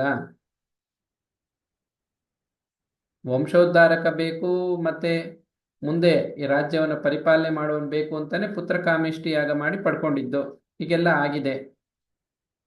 ಆಗ ದಶರಥ ವಸಿಷ್ಠರ ಬಳಿ ಹೋಗಿ ಈ ವಿಚಾರ ಹೇಳ್ತಾರೆ. ನನಗೆ ಈಗ ವಿಶ್ವಾಮಿತ್ರರ ಮಾತಿನಂತೆ ನನಗೂ ಒಂದು ಕರ್ತವ್ಯ ಮುಗಿದಿದೆ ಅಂತ ನನಗೆ ಅರ್ಥ ಆಗಿದೆ. ನಾನೀಗ ಶ್ರೀರಾಮಚಂದ್ರನಿಗೆ ಎಲ್ಲ ಒಪ್ಪಿಸಿ ಪಟ್ಟಾಭಿಷೇಕ ಮಾಡಿ ಇನ್ನು ನಾನು ತಪಸ್ಸಿಗಾಗಿ ಹೊರಡ್ತೀನಿ, ವಾನಪ್ರಸ್ಥಕ್ಕೆ ಹೊರಡ್ತೀನಿ ಅಂತ ಹೇಳಿದಾಗ ವಸಿಷ್ಠರು ತುಂಬ ಮೆಚ್ಕೋತಾರೆ ದಶರಥನ ಮಾತನ್ನ. ನಿನ್ನ ವಿಚಾರ ಸರಿಯಾಗಿದೆ, ನೀನ್ ಮಾಡಬೇಕಾಗಿರೋ ಕರ್ತವ್ಯ ಮುಗಿದಿದೆ, ಇನ್ನು ರಾಮ ನೋಡ್ಕೋತಾನೆ, ರಾಮ ಅದಕ್ಕೆ ಸಮರ್ಥನಾಗಿದ್ದಾನೆ ಅಂತ ಅವರು ಕೂಡ ಒಪ್ಪಿಗೆ ಕೊಡ್ತಾರೆ. ರಾಮಾಯಣದಲ್ಲಿ ವಿಚಾರಗಳೆಲ್ಲ ಬರುತ್ತೆ. ಇದೇ ತರ ಧರ್ಮ ಸೂಕ್ಷ್ಮಗಳು ಬಹಳ ಇರುತ್ತೆ. ಇದನ್ನ ಯಾಕೆ ಇಲ್ಲಿ ಹೇಳಿದ್ದು ಅಂದ್ರೆ, ನಮ್ಮ ಋಣದಿಂದ ಮುಕ್ತರಾದ ಮೇಲೆ, ನಮ್ಮ ಕರ್ತವ್ಯ ಮುಗಿದ ಮೇಲೆ ಅಲ್ಲಿಗೆ ಋಣ ಮುಗೀತು ಅಂತ ಅರ್ಥ. ಋಣದಿಂದಲೇ ಕರ್ತವ್ಯ ಇದೆ. ಇವರಿಗೆ ಕರ್ತವ್ಯ ಅಂತ ಹೇಳೋದು ಗೊತ್ತು. ನಮ್ಮ ಕರ್ತವ್ಯ ನಾವು ಮಾಡಬೇಕು, ನಮ್ಮ ಕರ್ತವ್ಯ ನಾವು ಬಿಡಕ್ಕಾಗತ್ತಾ? ಹೌದು, ಮಾಡಬೇಕು. ಕರ್ತವ್ಯ ಮಾಡಿ ಮುಗಿದ ಮೇಲೆ ಇನ್ನೇನು ಕೆಲಸ ನಿಮ್ಗಲ್ಲಿ? ಅದನ್ನ ಮಾತ್ರ ಸರಿಯಾಗಿ ಅರ್ಥ ಮಾಡ್ಕೊಳ್ಳಲ್ಲ. ಮಕ್ಕಳನ್ನ ಪೋಷಣೆ ಮಾಡಬೇಕು, ವಿದ್ಯಾಭ್ಯಾಸ ಕೊಡಿಸ್ಬೇಕು, ಅವ್ರಿಗೆ ಒಂದು ಜೀವನಕ್ಕೆ ಒಂದು ಗೃಹಸ್ಥಾಶ್ರಮಕ್ಕೆ ಏನು ಬೇಕೋ ಅದನ್ನೆಲ್ಲ ಒಳ್ಳೆಯ ವಧು ಅಥವಾ ವರ ಎಲ್ಲ ನೋಡಿ ವಿವಾಹ ಮಾಡಬೇಕು. ಅವ್ರಿಗೇನು ಕೊಡಬೇಕೆಲ್ಲ ಆಯಿತು, ಹೌದು. ಅದಾದ ಮೇಲೆ ನಿಮ್ಮ ಕರ್ತವ್ಯ ಮುಗೀತು, ಅಲ್ಲಿಗೆ ನಿಮಗೆ ಪಿತೃಋಣದಿಂದ ಮುಕ್ತಿ ಸಿಕ್ತು. ದಶರಥನ ಹಾಗೆ ನಿರ್ಧಾರ ತಗೋಬೇಕು. ಇದು ನಮ್ಮ ಸನಾತನ ಸಂಸ್ಕೃತಿ, ಇದು ಶಾಸ್ತ್ರದಲ್ಲಿ ತಿಳಿಸಿರುವಂಥ ವಿಧಾನ. ಇಲ್ಲದೇ ಇದ್ರೆ ಬರೀ 2 ಆಶ್ರಮ ಇಡ್ಬೋದಾಗಿತ್ತಲ್ಲ, ಬ್ರಹ್ಮಚರ್ಯ, ಗೃಹಸ್ಥ. ಕೊನೆಯವರೆಗೂ ಗೃಹಸ್ಥಾಶ್ರಮದಲ್ಲೇ ಇದ್ದು ಅಲ್ಲೇ ಕೊನೆ ಉಸಿರು ಎಳೆದ್ಬಿಡಿ ಅಂತ ಹೇಳ್ಬೋದಾಗಿತ್ತು. ಶಾಸ್ತ್ರ ಇಲ್ಲ, ಇನ್ನೂ 2 ಇದೆ. ವಾನಪ್ರಸ್ಥ ಇದೆ, ಸನ್ಯಾಸ ಇದೆ. ಅದರಲ್ಲಿ ಅಪರೂಪ ಯಾರೋ ಕೆಲವರು ಹಿಂದಿನ ಜನ್ಮದ ಸಂಸ್ಕಾರದಿಂದ ಬ್ರಹ್ಮಚರ್ಯದಿಂದ ನೇರವಾಗಿ ಸನ್ಯಾಸಕ್ಕೆ ಬಂದ್ಬಿಡ್ತಾರೆ. ಅದು ಬಹಳ ವಿರಳ. ಬ್ರಹ್ಮಚರ್ಯದಿಂದ ಗುರುವಿನ ಅನುಮತಿ ಪಡ್ಕೊಂಡು ಗೃಹಸ್ಥಾಶ್ರಮಕ್ಕೆ ಹೋಗಿ ಗೃಹಸ್ಥಾಶ್ರಮದಲ್ಲಿ ಈ ಪಂಚ ಋಣಗಳನ್ನ ತೀರಿಸ್ಕೊಂಡ್ಮೇಲೆ, ಪಿತೃಋಣ, ಹೇಗೆ ತೀರಿಸ್ಕೋಬೇಕು ಅಂತ ಈಗ ನಾವು ನೋಡಿದ್ದಾಯಿತು. ಹಾಗೆ ದೇವಋಣ ಇದೆ, ಋಷಿಋಣ. ಋಷಿಋಣವನ್ನ ಬ್ರಹ್ಮಚರ್ಯದಲ್ಲೇ ತೀರಿಸಬೇಕಾಗತ್ತೆ. ಆಮೇಲೂ ಕೂಡ ತಾವು ಕಲ್ತಿರೋದನ್ನ ಇತರರಿಗೆ ಕಲಿಸೋದ್ರ ಮೂಲಕ ವಾನಪ್ರಸ್ಥಾಶ್ರಮದಲ್ಲಿ ಅಥವಾ ಬೇರೆ ಬೇರೆ ಸಮಯದಲ್ಲಿ ಅವರು ಋಷಿ ಋಣದಿಂದ ಮುಕ್ತರಾಗಬೇಕಾಗತ್ತೆ. ಅದನ್ನು ಬ್ರಹ್ಮಋಣ ಅಂತ ಕೂಡ ಕರೀತಾರೆ. ಅದನ್ನ ಅಧ್ಯಯನ ಮತ್ತು ಅಧ್ಯಾಪನ ಎರಡು ಪದ ಇದೆ. ಅಧ್ಯಯನ ಅಂದ್ರೆ ತಾವು ಶಾಸ್ತ್ರವನ್ನು ಅಧ್ಯಯನ ಮಾಡಬೇಕು. ಪಾಠ ಪ್ರವಚನಾಭ್ಯಾಂ ನ ಪ್ರಮದಿತವ್ಯ. ಜೊತೆಗೆ ಅಧ್ಯಾಪನವನ್ನು ಮಾಡಿಸ್ಬೇಕು. ಅಧ್ಯಾಪನ ಮಾಡಿಸಿ ಅಲ್ಲಿಗೆ ಋಷಿ ಋಣದಿಂದ ಮುಕ್ತರಾಗಬೇಕು. ಕಲ್ತ್ಕೋಬೇಕು, ಅಭ್ಯಾಸ ಮಾಡಬೇಕು, ಕಲಿಸ್ಬೇಕು ಯೋಗ್ಯರಿಗೆ. ಋಷಿ ಋಣದಿಂದ ಮುಕ್ತಿ ಆಯಿತು. ದೇವಋಣ. ದೇವಋಣವನ್ನ ಬ್ರಹ್ಮಚರ್ಯದಲ್ಲಿ ಅಗ್ನಿಹೋತ್ರ ಇತ್ಯಾದಿ ಅದನ್ನ ಮಾಡುವಂಥದ್ದು, ಮತ್ತೆ ಗೃಹಸ್ಥಾಶ್ರಮದಲ್ಲಿ ಮಾಡಬೇಕಾಗಿರುವಂಥ ಯಜ್ಞಗಳು, ಅದನ್ನೆಲ್ಲ ಅವರವರು ಗುರುಗಳಿಂದ ತಿಳ್ಕೊಂಡು ಸಂದರ್ಭಕ್ಕನುಸಾರವಾಗಿ ಮಾಡ್ತಾ ಬರಬೇಕಾಗತ್ತೆ. ಹೀಗೆ ದೇವತೆಗಳಿಗೆ ಆಹುತಿ ಕೊಡೋದ್ರ ಮೂಲಕ, ಯಜ್ಞಗಳನ್ನು ಮಾಡೋದ್ರ ಮೂಲಕ ದೇವಋಣದಿಂದ ಮುಕ್ತರಾಗಬೇಕು. ಸಂತಾನವನ್ನು ಸತ್ಸಂತಾನ ಅಂತ ಕರೀತಾರೆ, ಅಥವಾ ಧರ್ಮ ಸಂತಾನ ಅಂತ ಕರೀತಾರೆ. ಅದು ವಿಕರ್ಮ ಆಗಬಾರ್ದು, ಕರ್ಮ ಆಗಬೇಕು. ಸರಿಯಾದ ರೀತಿಯಲ್ಲಿ ಶಾಸ್ತ್ರೋಕ್ತವಾಗಿ ಸಂತಾನವನ್ನ ಪಡ್ಕೊಂಡಾಗ ಅದು ಧರ್ಮ ಸಂತಾನ. ಧರ್ಮ ಸಂತಾನ ಪಡ್ಕೊಂಡು ಅದಕ್ಕೆ, ಆ ಸಂತಾನಕ್ಕೆ ಸಂಸ್ಕಾರ ಕೊಟ್ಟು ಸತ್ಪ್ರಜೆಯನ್ನಾಗಿ ಮಾಡಿ ಸಮಾಜಕ್ಕೆ ಕೊಟ್ಟ ಮೇಲೆ ಇವ್ರ ಕರ್ತವ್ಯ ಮುಗೀತು. ಪಿತೃಋಣದಿಂದ ಇವರು ಮುಕ್ತರಾದ್ರು. ಇನ್ನು ಅವ್ರದ್ದು ಏನಿದೆಯೋ ಅವ್ರು ಮಾಡ್ಬೇಕಷ್ಟೇ, ಇವ್ರು ಮಾಡೋದೇನಿಲ್ಲ. ಅದಾದ್ಮೇಲೆ ಬರುವಂಥದ್ದು ಭೂತಋಣ, ನರಋಣ. ನರಋಣ ಅಂದ್ರೆ ಸಹಮಾನವರಿಗೆ ತಾವು ಸಲ್ಲಿಸಬೇಕಾಗಿರುವಂಥ ಈ ಅತಿಥಿ ಸೇವೆ ಆಗ್ಬೋದು, ದೀನದಲಿತರ ಅಥವಾ ಕಷ್ಟದಲ್ಲಿರುವಂಥವ್ರ ಸೇವೆ ಅಂತ ಆಗ್ಬೋದು, ಹಲವಾರು ರೀತಿಯಲ್ಲಿದೆ. ಅದು ನೃ ಯಜ್ಞ ಅಂತ ಕರೀತಾರೆ, ಅಥವಾ ನರಯಜ್ಞ ಅಂತಲೂ ಕರೀತಾರೆ. ತಮ್ಮ ಸಹಮಾನವರಿಗೆ ಮಾಡಬೇಕಾಗಿರುವಂಥ ಸೇವೆ ಅದನ್ನ ಮಾಡಿ ನರಋಣದಿಂದ ಮುಕ್ತರಾಗಬೇಕು. ಅದಾದ್ಮೇಲೆ ಭೂತಋಣ. ಪ್ರಾಣಿ ಪಕ್ಷಿಗಳಿಗೆ ಆಹಾರ ಕೊಡೋದ್ರ ಮೂಲಕ, ಅವುಗಳಿಗೆ ರಕ್ಷಣೆ ಕೊಡೋದ್ರ ಮೂಲಕ, ಬೇರೆ ಬೇರೆ ರೀತಿಯಲ್ಲಿ ಈ ಭೂತಋಣದಿಂದ ಮುಕ್ತರಾಗಬೇಕು. ಸೊ ಈ 5 ಋಣಗಳು ಮುಖ್ಯವಾಗಿ ನಾವು ಕಾಣುವಂಥದ್ದು ಈ ಗೃಹಸ್ಥಾಶ್ರಮದಲ್ಲೇ. ಗೃಹಸ್ಥಾಶ್ರಮಿಗಳಿಗೆ ಈ 5 ಋಣಗಳು ಇರುತ್ತೆ. ಅದಾದ್ಮೇಲೆ ಒಂದೊಂದಾಗಿ ಅವರು ಋಣಮುಕ್ತರಾದ ಮೇಲೆ ವಾನಪ್ರಸ್ಥದಲ್ಲೂ ಕೂಡ ಋಣ ಇರುತ್ತೆ. ಯಾಕಂದ್ರೆ ವಾನಪ್ರಸ್ಥದಲ್ಲೂ ಕೂಡ ಯಜ್ಞವನ್ನು ಆಚರಿಸಬೇಕು ಅಂತ ಇದೆ. ತಪಸ್ಸನ್ನು ಆಚರಿಸಬೇಕು, ತಪೋಜೀವನವನ್ನು ಮಾಡಬೇಕು, ವ್ಯವಹಾರದಲ್ಲಿ ಇರಬಾರ್ದು, ಧನ ಸಂಚಯ ಇತ್ಯಾದಿ ಮಾಡೋ ಹಾಗಿಲ್ಲ. ಮತ್ತೆ ಮಕ್ಕಳು ಇತ್ಯಾದಿ ಮೋಹದಲ್ಲಿ ಸಿಕ್ಕಾಕೊಂಡು ಹಾಗಿರೋದು ಕೂಡ ಧರ್ಮಕ್ಕೆ ವಿರುದ್ಧ ಆಗುತ್ತೆ, ವಿಕರ್ಮ ಆಗುತ್ತೆ. ಹೀಗೆ ವಾನಪ್ರಸ್ಥಾಶ್ರಮದ ಕರ್ತವ್ಯಗಳು ಇದೆ. ಅದು ಶ್ರೀಮದ್ ಭಾಗವತದಲ್ಲಿ ಉದ್ಧವನಿಗೆ ಶ್ರೀಕೃಷ್ಣ ಪರಮಾತ್ಮ ಉಪದೇಶ ಮಾಡಬೇಕಾದ್ರೆ ಈ ವರ್ಣಾಶ್ರಮ ಧರ್ಮದ ಕುರಿತಾಗಿ ಬಹಳ ವಿವರವಾಗಿ ತಿಳಿಸಿದೆ. ಹಾಗೆ ಬೇರೆ ಬೇರೆ ಪುರಾಣಗಳಲ್ಲೂ ಅಲ್ಲಲ್ಲೂ ನಾವು ಇದನ್ನ ವಿಚಾರವನ್ನು ಕಾಣ್ತೀವಿ. ಮಹಾಭಾರತದಲ್ಲೂ ಬರುತ್ತೆ. ಹೀಗೆ ಪಂಚ ಋಣಗಳನ್ನ ತೀರಿಸ್ಕೊಳ್ಳೋದಕ್ಕಾಗಿ ಪಂಚ ಯಜ್ಞಗಳನ್ನ ಆಚರಿಸಿ ಋಣಮುಕ್ತರಾದ ಮೇಲೆ ಸನ್ಯಾಸ ದೀಕ್ಷೆ ಸ್ವೀಕರಿಸೋದು. ಅಲ್ಲಿಗೆ 4ನೇ ಆಶ್ರಮ ಅದು. ವಾನಪ್ರಸ್ಥಾಶ್ರಮ ಆದಮೇಲೆ ಸನ್ಯಾಸಾಶ್ರಮಕ್ಕೆ ಬಂದ ಮೇಲೆ ಅವರಿಗೆ ಯಾವುದೇ ಕರ್ಮದ ಬಂಧನ ಇಲ್ಲ. ಎಲ್ಲ ಕರ್ಮಗಳಿಂದ ಅವರಿಗೆ ಬಿಡುಗಡೆ ಆಗಿದೆ ಅಂತ ಅರ್ಥ. ಅವ್ರಿಗೆ ಇರೋದು ಒಂದೇ ಒಂದು ಜ್ಞಾನ ಯಜ್ಞ. ಗುರುಗಳಿಂದ ಪಡ್ಕೊಂಡಿರೋ ಉಪದೇಶಕ್ಕನುಗುಣವಾಗಿ ವೇದಾಂತ ವಾಕ್ಯೇಶು ಸದಾರಮಂತ ಭಿಕ್ಷಾನ್ನ ಮಾತ್ರೇಣ ಚಾತುಷ್ಟಿಮಂತ. ಹೀಗೆ ಶಂಕರ ಭಗವತ್ಪಾದರು ಹೇಳ್ತಾರೆ, ಈ ರೀತಿಯಲ್ಲಿ ಇರಬೇಕು ಅಂತ. ಯದೃಚ್ಛಾಲಾಭ ಸಂತುಷ್ಟೋ ದ್ವಂದ್ವಾತೀತೋ ವಿಮತ್ಸರಃ ಸರ್ವಸಂಕಲ್ಪ ಸನ್ಯಾಸಿ ಯೋಗಾರೂಢ ತದೋಚ್ಯತೆ. ಹೀಗೆ ಕೆಲವು ಶಾಸ್ತ್ರವಾಕ್ಯಗಳಿದೆ. ಅದಕ್ಕೆ ತಕ್ಕಂತೆ ಸನ್ಯಾಸಿ ಇರಬೇಕು, ಸಂಚಯ ಮಾಡೋ ಹಾಗಿಲ್ಲ. ಹೀಗೆ ಋಣದಿಂದ ಮುಕ್ತರಾಗಿ ಸನ್ಯಾಸಾಶ್ರಮ ಸ್ವೀಕಾರ ಮಾಡಿದ್ಮೇಲೆ ಆತ್ಮಚಿಂತನೆಯಲ್ಲಿದ್ದುಕೊಂಡು ಜಿಜ್ಞಾಸುಗಳಿಗೆ, ಸತ್ಪಾತ್ರರಿಗೆ ಅಧ್ಯಾತ್ಮ ಜ್ಞಾನವನ್ನು ಹೇಳೋದು ಅಷ್ಟೇ ಅವರಿಗಿರುವಂಥದ್ದು. ಹೀಗೆ ಋಣದಿಂದ ಮುಕ್ತರಾಗಿ ಬಂಧನದಿಂದ ಬಿಡುಗಡೆ ಆಗಬೇಕು. ಋಣಾನುಬಂಧ, ಬಂಧನ ಇರಲ್ಲ. ಹೀಗೆ ಆಚರಿಸದೇ ಇದ್ರೆ, ಯಜ್ಞರೂಪವಾಗಿ ಈ ರೀತಿ ಕರ್ಮವನ್ನು ಆಚರಿಸಿ ಋಣದಿಂದ ಮುಕ್ತರಾಗದೇ ಇದ್ರೆ, ಮೋಹಕ್ಕೊಳಗಾಗಿ ಇನ್ಯಾವುದೋ ಒಂದು ಕಾರಣದಿಂದ, ಭಗವದ್ಗೀತೆಯಲ್ಲಿ ಒಂದು ಕಡೆ ಬರುತ್ತೆ, ಯಹ ಶಾಸ್ತ್ರವಿಧಿ ಉತ್ಸೃಜ್ಯ ವರ್ತತೆ ಕಾಮಕಾರೇತ್ ನಾ ಸಿದ್ಧಿಂ ಅವಾಪ್ನೋತಿ ನಾ ಸುಖಂ ನಾ ಪರಾಂಗತಿಂ.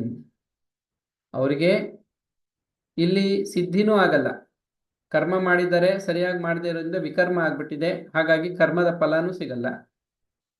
ನಾ ಸುಖಂ, ಸುಖವಂತೂ ಇಲ್ವೇ ಇಲ್ಲ. ನಾ ಪರಾಂಗತಿಂ, ಶರೀರ ಬಿಟ್ಟ ಮೇಲೆ ಸದ್ಗತಿಯ ಮಾತು ಇಲ್ಲ. ಇಹದಲ್ಲೂ ಸುಖ ಇಲ್ಲ, ಮಾಡಿದ ಕರ್ಮಕ್ಕೆ ಸಿದ್ಧಿನೂ ಸಿಗಲ್ಲ, ಫಲನೂ ಸಿಗಲ್ಲ. ಶರೀರ ಬಿಟ್ಟ ಮೇಲೆ ಸದ್ಗತಿನೂ ಇಲ್ಲ, ದುರ್ಗತಿ ಆಗತ್ತೆ. ಹೀಗಾಗಿ ಶಾಸ್ತ್ರೋಕ್ತವಾಗಿ ಕರ್ಮ ಮಾಡಬೇಕು, ಆಗ ಅದು ಯಜ್ಞ ಆಗುತ್ತೆ. ಪರಮಾತ್ಮನ ಪ್ರೀತ್ಯರ್ಥವಾಗಿ ಮಾಡಬೇಕು.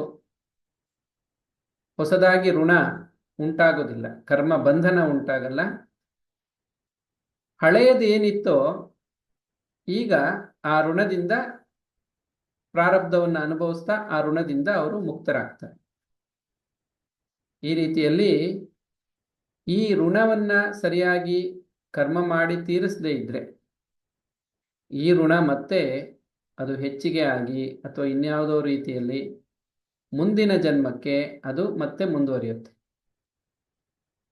ಮುಂದಿನ ಜನ್ಮದಲ್ಲಿ ಮತ್ತೆ ಅದಕ್ಕೆ ಹೇಳ್ತಾರೆ, ಯಾವ ಜನ್ಮದ್ದು ಕರ್ಮನೋ ಯಾವ ಜನ್ಮದ ಋಣನೋ ಇವ್ರಿಗೆ ತೀರಿಸ್ಬೇಕಾಗಿ ಬಂತು, ಇವರು ಹೊಟ್ಟೆಲ್ ಹುಟ್ಕೊಂಡು ಬಂದಿದ್ದಾರೆ, ಯಾವ ಜನ್ಮದ ಋಣನೋ ಹೊಟ್ಟೆಲ್ ಹುಟ್ಟಿದ್ದಾರೆ, ಅದಕ್ಕೆ ಇವ್ರು ದುಡ್ದಿದ್ದೆಲ್ಲ ಅವ್ರು ಕೊಟ್ಬಿಟ್ಟು ಹೋಗೋದು. ಇವ್ರು ಎಷ್ಟೋ ಕಷ್ಟಪಟ್ಟು ಸಂಪಾದನೆ ಮಾಡಿದ್ದನ್ನ ಅವ್ರ ಮಕ್ಳು ಕೊಟ್ಬಿಟ್ಟು ಹೋಗೋದು, ಇನ್ಯಾರಿಗೂ ಕೊಡೋದು, ಇನ್ನೇನೋ ಆಗೋದು, ಅವೆಲ್ಲ ನಾವು ನೋಡ್ತಾ ಇದ್ದೀವಿ ಸಮಾಜದಲ್ಲಿ. ಅಂದ್ರೆ ಪ್ರತಿಯೊಂದು ಘಟನೆಯ ಹಿಂದೆ ಈ ಕರ್ಮ ಸಿದ್ಧಾಂತ ಇದೆ. ಸುಮ್ಮನೆ ಏನೋ ಬಂತು ಅದನ್ನು ಅನುಭವಿಸ್ತಾ ಇದ್ದೀವಿ ಅಂತ ಅಲ್ಲ. ಪ್ರತಿಯೊಂದನ್ನು ನಾವು ಅರ್ಥ ಮಾಡ್ಕೊಳ್ಳೋ ಪ್ರಯತ್ನ ಪಟ್ಟರೆ ಯಾವುದೇ ಒಂದು ಘಟನೆ ನಮ್ಮ ಜೀವನದಲ್ಲಿ ಸುಮ್ಮನೆ ಆಗೋದಿಲ್ಲ. ಪ್ರತಿಯೊಂದು ಘಟನೆಗೂ ಒಂದು ಕಾರಣ ಇದ್ದೇ ಇರುತ್ತೆ. ಕಾರ್ಯಕಾರಣ ಸಂಬಂಧ ಅಂತ ಅದಕ್ಕೆ ಕರೀತಾರೆ. ಸ್ವಾಮಿ ವಿವೇಕಾನಂದರು ಇದರ ಬಗ್ಗೆ ಹೇಳುವಂಥ ಮಾತೇನು ಅಂದರೆ, ಕಾರಣವೇ ಕಾರ್ಯರೂಪದಲ್ಲಿ ವ್ಯಕ್ತವಾಯಿತು. ಬಹಳ ಸ್ಪಷ್ಟವಾದ ಒಂದು ವಿಚಾರ ಅದು. ಕಾರ್ಯ ಅಥವಾ ಒಂದು ಘಟನೆ ಅಂದರೆ ಮತ್ತೇನೂ ಅಲ್ಲ, ಅದು ಕಾರಣವೇ ಕಾರ್ಯರೂಪದಲ್ಲಿ ವ್ಯಕ್ತವಾಗಿದೆ. ಅಂದರೆ ಈಗ ಯಾರಿಗೋ ಏನೋ ಇವರು ಕೊಟ್ಟರು, ಅವ್ರು ಬಂದರು, ಇವರಿಂದ ಪಡ್ಕೊಂಡ್ರು. ಕೆಲವು ಸರಿ ಪಡ್ಕೊಂಡ್ರು ಅನ್ನೋಕ್ಕಿಂತ ತಗೊಂಡು ಹೊಟ್ಟೋದ್ರು ಅಥವಾ ಕಿತ್ಕೊಂಡು ಹೊಟ್ಟೋದ್ರು, ಏನೋ ಒಂದು ಆಯಿತು. ಅದೊಂದು ಘಟನೆ. ಆ ಘಟನೆಯ ಹಿಂದೆ ಏನಿದೆ? ಕಾರಣ ಇದೆ. ಆ ಕಾರಣವೇ ಋಣಾನುಬಂಧ ಅಥವಾ ಕರ್ಮ ಸಿದ್ಧಾಂತ. ಅದಕ್ಕನುಗುಣವಾಗಿ ಅವ್ರಿಗೆ ಎಷ್ಟು ಹೋಗ್ಬೇಕಾಗಿತ್ತೋ, ಎಷ್ಟು ತಗೊಂಡು ಹೋಗ್ಬೇಕಾಗಿತ್ತೋ, ಅಥವಾ ಅವ್ರು ಇವರು ಕೊಡಬೇಕಾಗಿತ್ತೋ, ಏನೋ ಒಂದು ನಡೆಯುತ್ತೆ.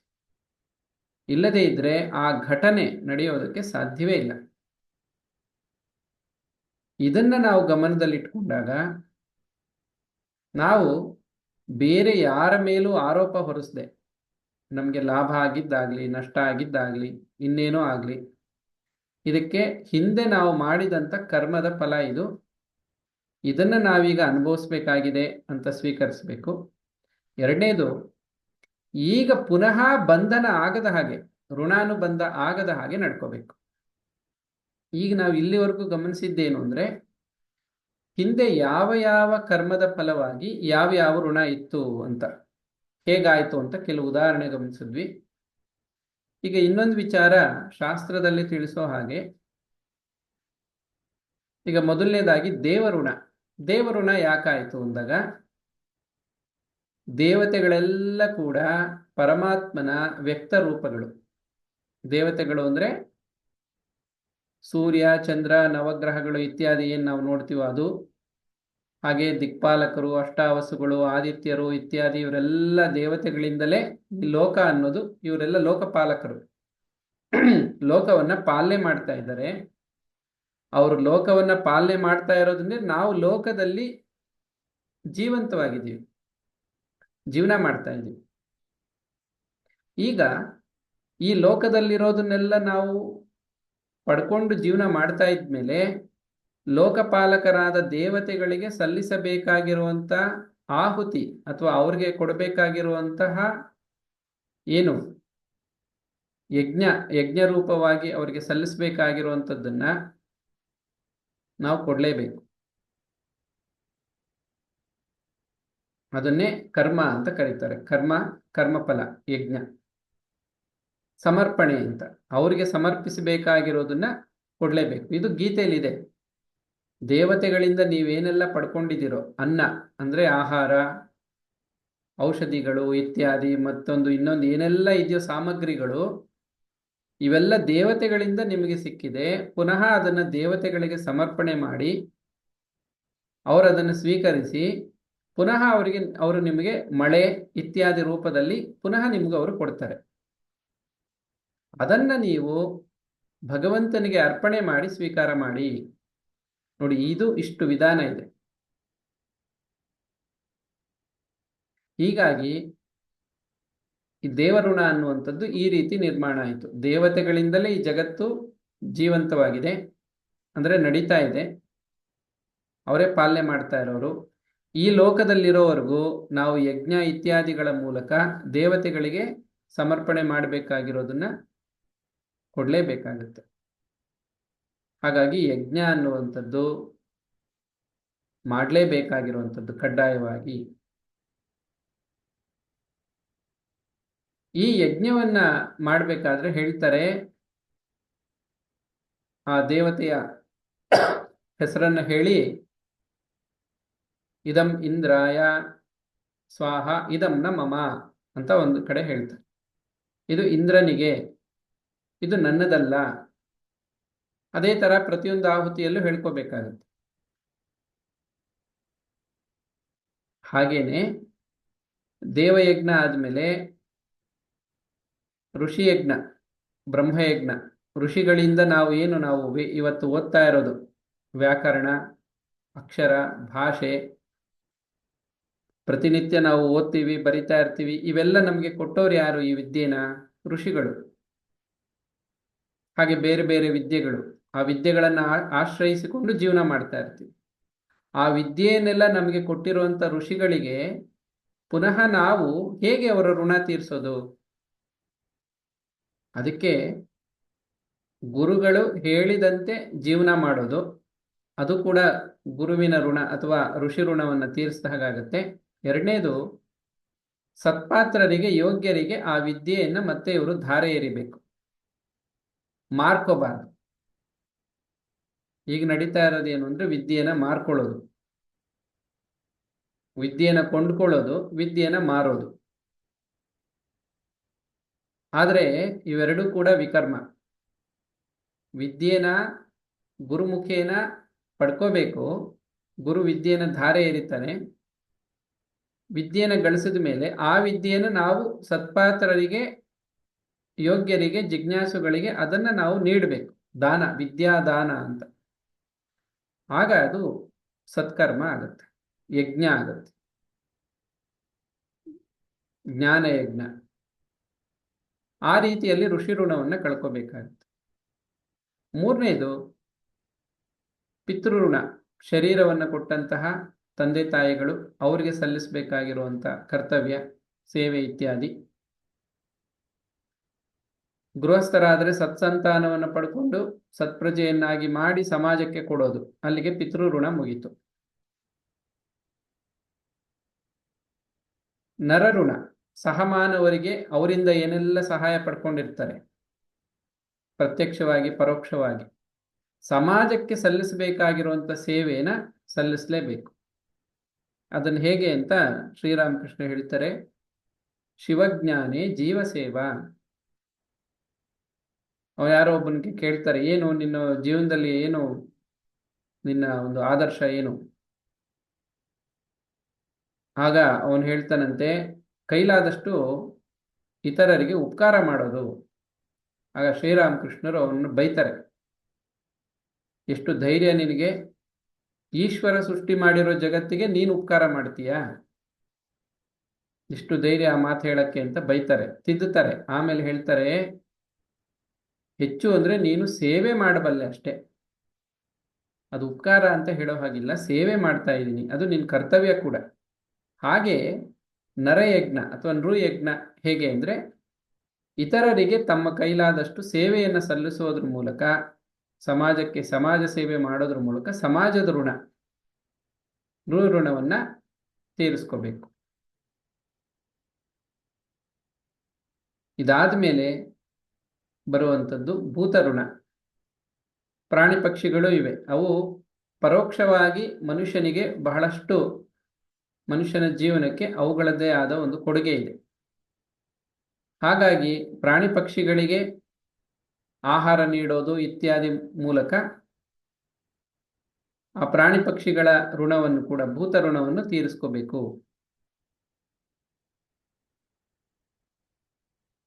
ಹೀಗೆಲ್ಲ ಈ 5 ಋಣಗಳು ಕೂಡ ಹಿಂದೆ ಯಾವುದನ್ನ ಮಾಡದೆ ಬಾಕಿ ಇಟ್ಕೊಂಡಿದ್ರು. ಹಿಂದೆ ಮಾಡಿದ್ರೆ ಮುಗಿದೋಗಿರೋದು, ಆದರೆ ಮಾಡಿಲ್ಲ. ಅದು ಬಾಕಿ ಇದ್ದಿದ್ರಿಂದ, ಮಾಡದೆ ಉಳಿಸ್ಕೊಂಡಿದ್ದರಿಂದ ಈಗ ತೀರಿಸ್ಬೇಕಾಗಿದೆ.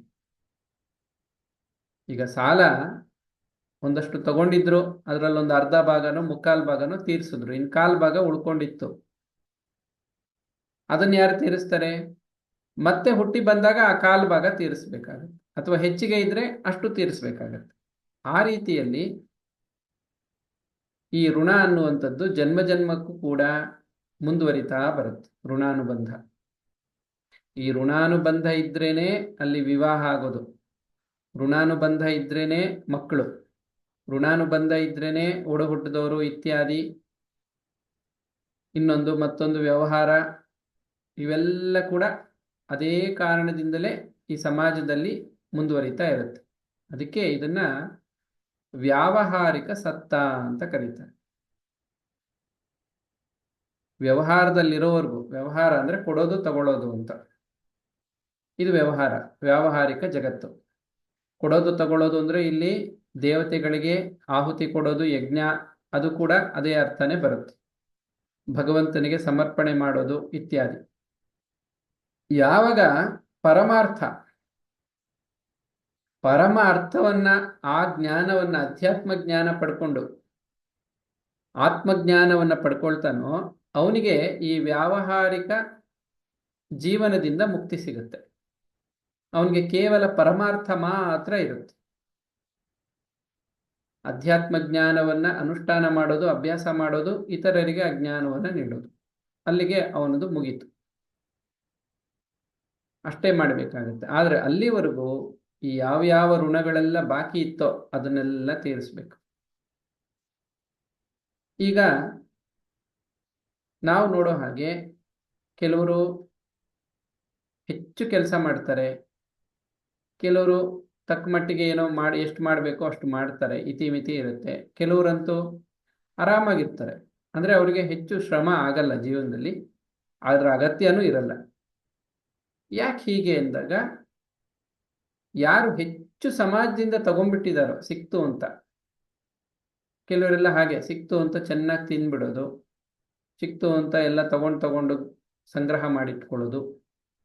ಈ ಸಂಗ್ರಹ ಅನ್ನೋದನ್ನ ದೋಷ ಅಂತ ಶಾಸ್ತ್ರ ಕರೆಯುತ್ತೆ. ಪರಿಗ್ರಹಣ, ಸಂಗ್ರಹ, ನನಗಿರ್ಲಿ, ಇದಿರ್ಲಿ, ಇದು ಇರ್ಲಿ, ಅದು ಇರ್ಲಿ, ಅದು ಬೇಕು, ಇದು ಬೇಕು ಅಂತೆಲ್ಲ ಯಾರು ಸಮಾಜದಿಂದ ತಗೊಂಡು ಸಂಗ್ರಹ ಮಾಡ್ತಾ ಇದ್ದಾರೋ, ಅದು ಏನಕ್ಕೆ ಮಾಡ್ತಾ ಇದ್ದಾರೋ ಅದು ಬೇರೆ ಪ್ರಶ್ನೆ. ಒಟ್ಟಿನಲ್ಲಿ ಸಂಗ್ರಹ ಮಾಡಿ ಮಾಡಿ ಇಟ್ಕೋತಾ ಇದ್ದಾರೆ. ಸಮಾಜದ ಋಣವನ್ನೆಲ್ಲ ಇಟ್ಕೋತಾ ಇದ್ದಾರೆ ಯಾರ್ಯಾರ್ದೋ. ಈಗ ಆ ಋಣ ಏನಾಗುತ್ತೆ, ಎಲ್ಲೆಲ್ಲಿಂದ ತಗೊಂಡಿದ್ರೋ ಸಂಗ್ರಹ ಮಾಡಿಟ್ಟಿದ್ರೋ, ಸಂಗ್ರಹ ಮಾಡಿಟ್ಟಿದ್ದನ್ನು ಇಲ್ಲೇ ಬಿಟ್ಟು ಹೋಗ್ತಾರೆ. ಒಂದು ನಷ್ಟ ಆಯ್ತು. ಒಂದು ಕಡೆಯಿಂದ ಶ್ರಮ ಪಟ್ರು, ಸಂಗ್ರಹ ಮಾಡಿದ್ರು, ಇಲ್ಲೇ ಬಿಟ್ಟೋದ್ರು. ಅದು ಯಾರಿಗೆ ಹೋಗ್ಬೇಕೋ ಅದು ದೇವ್ರಿಗೆ ಬಿಟ್ಟಿದ್ದು, ಅದೇನಾಗ್ಬೇಕೋ ಆಗತ್ತೆ. ಈಗ ಆ ಸಂಗ್ರಹ ಅಲ್ಲಿಂದ ತಗೊಂಡ್ರಲ್ಲ ಇವರು, ಇವರಿಂದ ಕಿತ್ಕೊಂಡಿದ್ದೋ ಗಳಿಸಿದ್ದೋ ಇನ್ನೊಂದು. ಈಗ ಅವರೆಲ್ಲರಿಗೂ ಕೂಡ ಮುಂದಿನ ಜನ್ಮದಲ್ಲಿ ಯಾವುದೋ ರೂಪದಲ್ಲಿ, ಮುಂದಿನ ಜನ್ಮ ಅಥವಾ ಜನ್ಮಗಳಲ್ಲಿ ಮತ್ತೆ ತೀರಿಸ್ಬೇಕಾಗತ್ತೆ. ಅಲ್ಲಿಂದ ಗಳಿಸಿದ್ದನ್ನೆಲ್ಲ ಇಲ್ಲಿ ಬಿಟ್ಟೋದ್ರು, ಮತ್ತೆ ಲೆಕ್ಕ ಮಾತ್ರ ಇವ್ರ ಲೆಕ್ಕದಲ್ಲೇ ಇರುತ್ತೆ ಅದು ಋಣ. ಮತ್ತೆ ಅವರೆಲ್ಲ ತೀರಿಸ್ಬೇಕಾಗತ್ತೆ. ನೋಡಿ, ಎರಡೂ ಕಡೆಯಿಂದ ಇವ್ರಿಗೆ ಹಾನಿ. ಸಂಗ್ರಹ ಮಾಡಿಟ್ಟಿದ್ದು ಬಿಟ್ಟೋಗ್ಬೇಕಾದ್ರೂ ದುಃಖ ಆಗುತ್ತೆ, ಅಯ್ಯೋ ಇಷ್ಟೆಲ್ಲ ಮಾಡಿ ಬಿಟ್ಟೋಗ್ಬೇಕಲ್ಲ ಅಂತ ದುಃಖ ಹೆಚ್ಚಿರುತ್ತೆ. ಜೊತೆಗೆ ಎಲ್ಲೆಲ್ಲಿಂದ ತಗೊಂಡಿದ್ರೋ ಆ ಋಣವನ್ನೆಲ್ಲ ತೀರ್ಸಕ್ಕೆ ಮತ್ತೆ ಎಷ್ಟೋ ಜನ್ಮಗಳು ಬಂದು ಅವ್ರ ಋಣ ಎಲ್ಲ ತೀರಿಸ್ಬೇಕಾಗುತ್ತೆ. ಹೀಗಾಗಿ ತ್ಯಾಗಾತ್ ಶಾಂತಿರ ನಂತರಂ ಅಂತ ಗೀತೆಯಲ್ಲಿ ಹೇಳಿದ್ದು ಇದೇ ಕಾರಣಕ್ಕೆ. ನಾವು ಕರ್ಮ ಮಾಡಬೇಕು, ಫಲವನ್ನು ಅಪೇಕ್ಷೆ ಪಡಬಾರ್ದು. ಯಾಕೆಂದ್ರೆ ಬಂದಿರೋದಿಲ್ಲಿ ನಾವು ಮಾಡಿ ಏನೋ ಪಡ್ಕೊಳಕ್ಕಲ್ಲ, ತೀರ್ಸೋದಕ್ಕೆ. ಸೇವೆ ಮಾಡ್ತಾ ಇರಬೇಕು. ಸಮಾಜ ಸೇವೆ ಮಾಡಿ ನಮ್ಗೇನ್ ಸಿಗುತ್ತೆ ಅಂದ್ರೆ, ಸಮಾಜ ಸೇವೆ ಮಾಡಕ್ಕೆ ಹುಟ್ಟಿರೋದು, ಸಮಾಜದ ಋಣ ತೀರ್ಸಕ್ಕೆ ಹುಟ್ಟಿರೋದು. ಮತ್ತಿನ್ ಸಿಗೋದೇನಿದೆ? ಇದೇ ಮಾತನ್ನೇ ಸ್ವಾಮಿ ವಿವೇಕಾನಂದರು ಹೇಳಿದ್ದು. ಯಾರು ಇತರರಿಗಾಗಿ ಜೀವಿಸ್ತಾ ಇದ್ದಾರೋ, ಅಂದ್ರೆ ಯಾರು ತಮ್ಮ ಕರ್ಮವನ್ನ ಕಳ್ಕೊಳ್ತಾ ಇದ್ದಾರೋ, ಸೇವೆ ಮಾಡಿ, ಕೊಟ್ಟು, ದಾನ ಮಾಡಿ ಇತ್ಯಾದಿ ರೂಪದಲ್ಲಿ ಇತರರಿಗಾಗಿ ಜೀವಿಸ್ತಾ ಇದ್ದಾರೋ, ಅಂದ್ರೆ ಕೊಟ್ಟು ಕೊಟ್ಟು ಎಲ್ಲ ಋಣ ತೀರಿಸ್ಕೊತಾ ಇದ್ದಾರೋ, ಅವರೇ ನಿಜವಾಗಿ ಜೀವನ ಮಾಡ್ತಾ ಇರೋರು. ಬರೀ ಅವರಿಂದ ಇವರಿಂದ ಎಲ್ಲ ತಗೊಂಡು ಸಂಗ್ರಹ ಮಾಡಿಟ್ಕೋತಾ ಇದ್ದಾರಲ್ಲ, ಅವರು ಬದುಕಿದ್ರು ಸತ್ತಂತೆ. ಯಾಕೆಂದ್ರೆ ಅವ್ರ ಜೀವನದಲ್ಲಿ ಅವ್ರಿಗೆ ಏನೂ ಸಿಗಲ್ಲ. ಅವ್ರಿಗೆ ಸಿಗೋದೆಲ್ಲ ಬರೀ ಕರ್ಮ ಬಂಧನ. ಗಳಿಸಿದ್ದು ಅದು ದೋಷ ಆಗತ್ತೆ, ಸಂಗ್ರಹ ದೋಷ ಅಂತ ಕರೀತಾರೆ. ಅದರ ದುಃಖವನ್ನು ಅನುಭವಿಸ್ಬೇಕಾಗತ್ತೆ. ಅವರಿಗೆ ಮನಃಶಾಂತಿ ಕಳ್ಕೊತಾರೆ, ಭಯ ಇತ್ಯಾದಿ ಕಾಡತ್ತೆ. ಬಿಟ್ಟು ಹೋಗ್ಬೇಕಾದ್ರೆ ಮೋಹ ಇತ್ಯಾದಿಗಳಿಂದ ಅವರು ನರಕವನ್ನ ಅನುಭವಿಸ್ಬೇಕಾಗತ್ತೆ. ಮುಂದಿನ ಜನ್ಮಗಳಲ್ಲಿ ಪುನಃ ಆ ಋಣವನ್ನೆಲ್ಲ ಮತ್ತೆ ತೀರಿಸ್ಬೇಕಾಗತ್ತೆ. ಎರಡೂ ಕಡೆಯಿಂದ ಹಾನಿ ಆಯಿತು. ಆದ್ರೆ ಇವರೇನ್ ಮಾಡ್ತಾರೆ, ಜ್ಞಾನಿಗಳು, ಗುರುಗಳಿಂದ ಸರಿಯಾದ ಜ್ಞಾನ ಪಡ್ಕೊಂಡವ್ರು ಏನ್ ಮಾಡ್ತಾರೆ, ನಾವಿಲ್ಲಿ ಬಂದಿರೋದು ಗಳಿಸೋದಕ್ಕಲ್ಲ, ಕಳ್ಕೊಳ್ಳೋದಕ್ಕೆ. ನಾವಿಲ್ಲಿ ಬಂದಿರೋದು ಸಮಾಜದಿಂದ ತಗೊಂಡು ಗಂಟಾಕಕ್ಕಲ್ಲ, ಈಗ ತಗೊಂಡಿರೋದನ್ನೆಲ್ಲ ಕೊಟ್ಟು ಕೊಟ್ಟು ಹಿಂತಿರುಗಿಸೋದು, ರಿಟರ್ನ್ ಅಂತ ಕರೀತಾರೆ. ಎಲ್ಲವನ್ನ ಮತ್ತೆ ನಾವು ಕೊಟ್ಟು ಸಾಲ ತೀರಿಸಿ ಋಣದಿಂದ ಮುಕ್ತರಾಗಕ್ಕೆ ಹುಟ್ಟಿರೋದು ಅಂತ ಶಾಸ್ತ್ರಜ್ಞಾನ ಇರೋರಿಗೆ ಅರ್ಥ ಆಗುತ್ತೆ. ಇಲ್ಲಿ ಗಳಿಸೋದೇನಿಲ್ಲ, ಕೊಟ್ಟು ಶ್ರಮಪಟ್ಟೋ ಅಥವಾ ಗಳಿಸಿ ದಾನ ಮಾಡಿನೋ ಯಾವುದೋ ಒಂದು ರೀತಿಯಲ್ಲಿ ಒಟ್ಟಿನಲ್ಲಿ ಯಜ್ಞರೂಪವಾಗಿ ಕರ್ಮ ಮಾಡಿ ಋಣದಿಂದ ಮುಕ್ತರಾಗಕ್ಕೆ ಹುಟ್ಟಿರೋದು. ಒಂದರ್ಥದಲ್ಲಿ ಕಳ್ಕೊಳ್ಳಕ್ಕೆ, ಗಳಿಸೋದಕ್ಕಲ್ಲ. ಎಷ್ಟೆಷ್ಟು ನಾವು ತ್ಯಾಗ ಮಾಡ್ತಾ ಬರ್ತೀವೋ, ಸೇವೆ ಮಾಡ್ತಾ ಬರ್ತೀವೋ, ಕಳ್ಕೊಳ್ತಾ ಬರ್ತೀವೋ, ಸಂಗ್ರಹ ಮಾಡದೇ ಇರ್ತೀವೋ, ಅಷ್ಟು ಬೇಗ ಋಣದಿಂದ, ಈ 5 ಥರದ ಋಣಗಳಿಂದ ಮುಕ್ತರಾಗ್ತಾ ಬರ್ತೀವಿ.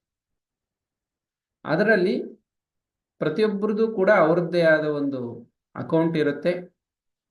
ಅದನ್ನ ನಿರ್ವಹಣೆ ಮಾಡೋಕ್ಕೆ ಪರಮಾತ್ಮ ಸೃಷ್ಟಿ ಮಾಡಿಟ್ಟಿದ್ದಾನೆ, ಒಂದು ವ್ಯವಸ್ಥೆನೂ ಮಾಡಿದ್ದಾನೆ. ಅದಕ್ಕೆ ತಕ್ಕಂತೆ ಏನು ಸಿಗಬೇಕೋ, ಯಾರಿಗೇನು ಕೊಡಬೇಕೋ, ಏನೇನು ಆಗಬೇಕೋ ಎಲ್ಲ ಕೂಡ ಸಮಯಕ್ಕೆ ಸರಿಯಾಗಿ ಆಗ್ತಾ ಇರುತ್ತೆ. ಇದನ್ನು ನಾವು ಜ್ಯೋತಿಷ್ಯ ಅಂತ. ಜ್ಯೋತಿ ಅಂದರೆ ಬೆಳಕು. ನಮ್ಮ ಜೀವನದ ಮೇಲೆ ಬೆಳಕನ್ನು ಚೆಲ್ಲೋದೇ ಜ್ಯೋತಿಷ್ಯ. ಅದೊಂದು ವಿದ್ಯೆ. ಆ ವಿದ್ಯೆಯನ್ನ ಅರ್ಥ ಮಾಡಿಕೊಂಡು ನಮ್ಮ ಜೀವನವನ್ನು ನಾವೇನೆ ತಿಳ್ಕೋಬಹುದು. ನನಗೆ ಯಾಕೆ ಇಂಥ ಮನೆತನದಲ್ಲಿ ಜನ್ಮ ಆಯಿತು, ಇಂಥ ತಂದೆ ತಾಯಿಗಳೇ ಯಾಕೆ ಸಿಕ್ಕಿದ್ರು, ಆಮೇಲೆ ಇಂತಿಂಥ ಘಟನೆಗಳು ಯಾಕೆ ನಡೀತು, ಎಲ್ಲಕ್ಕೂ ಕಾರಣ ಅಲ್ಲಿದೆ. ಮತ್ತೆ ಅದೇ ಸಮಯಕ್ಕೆ ಯಾಕೆ ನಡೀತು, ಕೊಡೋ ಎಷ್ಟೋ ಜನ ಬಂದು ನಮಗೆ ಕೊಟ್ರು, ಎಷ್ಟೋ ಜನ ನಮ್ಮಿಂದ ತಗೊಂಡೋದ್ರು, ವಿವಾಹ, ಮಕ್ಕಳು, ಇನ್ನೊಂದು ಮತ್ತೊಂದು, ಇವೆಲ್ಲ ಏನೆಲ್ಲ ಇದೆಯೋ ಎಲ್ಲವೂ ಕೂಡ ಅದಕ್ಕನುಸಾರವಾಗಿ ನಡೀತಿದೆ. ಅಲ್ಲಿ ಏನಿದೆಯೋ ಅದೇ ಪ್ರಾರಬ್ಧ. ಪ್ರಾರಬ್ಧವನ್ನ ಪ್ರತಿಬಿಂಬಿಸೋದೇ ಈ ಜಾತಕ ಅನ್ನುವಂಥದ್ದು. ಜಾತ ಕರ್ಮ ಅದನ್ನ ಜಾತಕ ಅಂತ ಶಾರ್ಟ್ ಆಗಿ ಕರೆದ್ಬಿಟ್ರು. ಇದೊಂದು ಸಂಸ್ಕಾರ, ಅದನ್ನು ತಿಳ್ಕೊಂಡು ಅದರಂತೆ ಮುಂದೆ ಇಂಥದ್ದು ಬರ್ತಾ ಇದೆ, ಇಂಥ ಕಾಲ ಬರ್ತಾ ಇದೆ, ಇಂಥ ದಶ ಭುಕ್ತಿ ಬರ್ತಾ ಇದೆ, ಇಂಥದ್ದು ನಡೆಯುತ್ತೆ, ಇಂಥದ್ದು ನಮ್ಮ ಜೀವನದಲ್ಲಿ ನಡೆಯುತ್ತೆ, ಇಷ್ಟು ಕೊಡಬೇಕಾಗತ್ತೆ. ಅದೇ ಥರ ಇಂಥ ದಶಾಭುಕ್ತಿಲಿ ನನಗಿಷ್ಟು ಸಿಗೋದಿದೆ, ಸುಮ್ಮನೆ ಯಾವುದು ಸಿಗಲ್ಲ, ಸುಮ್ಮನೆ ಯಾರಿಗೂ ಕೊಡೋಕ್ಕಾಗೋದು ಇಲ್ಲ. ಇಷ್ಟಿಷ್ಟು ಆಗಬೇಕಾಗಿದೆ ಅಂತ ತಿಳ್ಕೊಂಡಾಗ ಏನಾಗುತ್ತೆ, ಈಗ ಯಾವುದೇ ವ್ಯವಹಾರದಲ್ಲಿ ಅವನಿಗೆ ಎಷ್ಟು ಬರ್ತಾ ಇದೆ, ಎಷ್ಟು ಹೋಗ್ತಾ ಇದೆ ಅಂತ ತಿಳ್ಕೊಂಡಾಗ ಒಂದು ಸಮಾಧಾನ ಇರುತ್ತೆ, ಏನು ನಡೀತಾ ಇದೆ ಅನ್ನೋದೊಂದು ಕ್ಲಾರಿಟಿ ಇರುತ್ತೆ. ಅದೇ ಥರ ಇದನ್ನು ಅರ್ಥ ಮಾಡಿಕೊಂಡಾಗ ನಮ್ಮ ಜೀವನದ ಆಗು ಹೋಗುಗಳನ್ನು ಸರಿಯಾಗಿ ನಮಗೆ ಗೊತ್ತಾಗುತ್ತೆ. ನಾವು ಹಿಂದೆ ಏನು ಕರ್ಮ ಮಾಡಿದ್ವೋ ಆ ಕರ್ಮ ಸರಿಯಾಗಿದ್ದರೆ ಶುಭ ಫಲ ಸಿಗುತ್ತೆ, ಅದು ವಿಕರ್ಮ ಆಗಿದ್ರೆ ಅಶುಭ ಫಲ ಸಿಗುತ್ತೆ. ಹೀಗಾಗಿ ಪ್ರತಿಯೊಂದು ಸಂವತ್ಸರದಲ್ಲೂ ಗೋಚಾರಕ್ಕೆ ತಕ್ಕಂತೆ ಶುಭಾಶುಭ ಫಲಗಳು ಅವರವರಿಗೆ ಸಿಗ್ತಾನೆ ಇರುತ್ತೆ. ಅವರವರು ಅಂಥ ರಾಶಿ ಅಂಥ ನಕ್ಷತ್ರದಲ್ಲಿ ಹುಟ್ಟಿ ಬರ್ತಾರೆ, ಅವ್ರಿಗೇನೆಲ್ಲ ಸಿಗಬೇಕೋ ಆ ಸಮಯಕ್ಕೆ ಸರಿಯಾಗಿ ಅವರ ದಶಾಭುಕ್ತಿಗಳು ನಡೆಯೋದಕ್ಕೆ ಅನುಗುಣವಾಗಿ ಅವ್ರಿಗೆ ಸಿಗ್ತಾ ಇರುತ್ತೆ. ಹಾಗೇನೆ ಸಮಯ ಕೂಡ ನಿಶ್ಚಯ ಆಗ್ಬಿಟ್ಟಿರುತ್ತೆ. ಮೃತ್ಯುವಿನ ಸಮಯ, ಹುಟ್ಟಿದ ಸಮಯ ಹೇಗೆ ನಿಶ್ಚಯ ಆಗಿದೆಯೋ, ಸಾಯುವ ಸಮಯ, ಮೃತ್ಯುವಿನ ಸಮಯ, ದೇಹ ಬಿಡೋ ಸಮಯ ಕೂಡ ನಿಶ್ಚಯ ಆಗೋಗಿರುತ್ತೆ ಪ್ರತಿಯೊಬ್ಬರದು. ಆ ಸಮಯಕ್ಕೆ ಶರೀರ ಬಿಡೋದು. ಹಾಗಾಗಿ ಕೆಲವರು ಆರೋಗ್ಯವಾಗಿರೋರು ಇದ್ದಕ್ಕಿದ್ದಾಗೆ ಹೋಗ್ತಾರೆ, ಕೆಲವರು ರೋಗ ಇದ್ರೂ, ಎಷ್ಟೊಂದು ರೋಗ ಇದ್ರೂ ಎಷ್ಟೋ ವರ್ಷಗಳು ಹಾಗೇ ನರಳುತ್ತಾ ಔಷಧಿ ತಿಂದ್ಕೊಂಡು ಹಾಗೆ ಅವರು ಒಂದಷ್ಟು ಕಾಲ ಇದ್ದು ಸಮಯ ಮುಗಿದ ಮೇಲೆ ಅವ್ರು ಹೋಗ್ತಾರೆ. ಇವೆಲ್ಲ ಕೂಡ ಋಣ. ಇದು ಯಾವುದು ಹೇಗೆ ಇನ್ನೊಂದು ಮತ್ತೊಂದು ಅಂತ ನಾವು ಗಮನಿಸ್ತಾ ಹೋದ್ರೆ ಇದು ಬಹಳ ದೊಡ್ಡ ವಿಶಾಲವಾದ ಒಂದು ವಿಚಾರ. ಅದನ್ನ ಸಾಗರದಷ್ಟು ವಿಶಾಲ ಅಂತಾರೆ ಕರ್ಮ ಸಿದ್ಧಾಂತ. ಅದನ್ನ ಹೇಳಿರೋದು ಮತ್ತೆ ಆಳ. ಬೋದ್ಧವ್ಯಂ ಅಕರ್ಮಣಶ್ಚ ಕರ್ಮಣಃ ಅಕರ್ಮಣಶ್ಚ ವಿಕರ್ಮಣಃ ಅಂದ್ರೆ ಈ ಮೂರನ್ನು ತಿಳ್ಕೋಬೇಕು ಅಂತ ಬೋದ್ಧವ್ಯಂ ಅಂದ್ರೆ ಗೀತೆಯಲ್ಲಿ ಹೇಳೋ ಮಾತಿದು. ಗಹನ ಕರ್ಮಣೋಗತಿ, ಕರ್ಮ ಅಂದ್ರೆ ಏನು ಅಂತ ತಿಳ್ಕೋಬೇಕು, ವಿಕರ್ಮ ಅಂದ್ರೆ ಏನು ಅಂತ ತಿಳ್ಕೋಬೇಕು, ಅಕರ್ಮ ಅಂದ್ರೆ ಏನು ಅಂತ ತಿಳ್ಕೋಬೇಕು.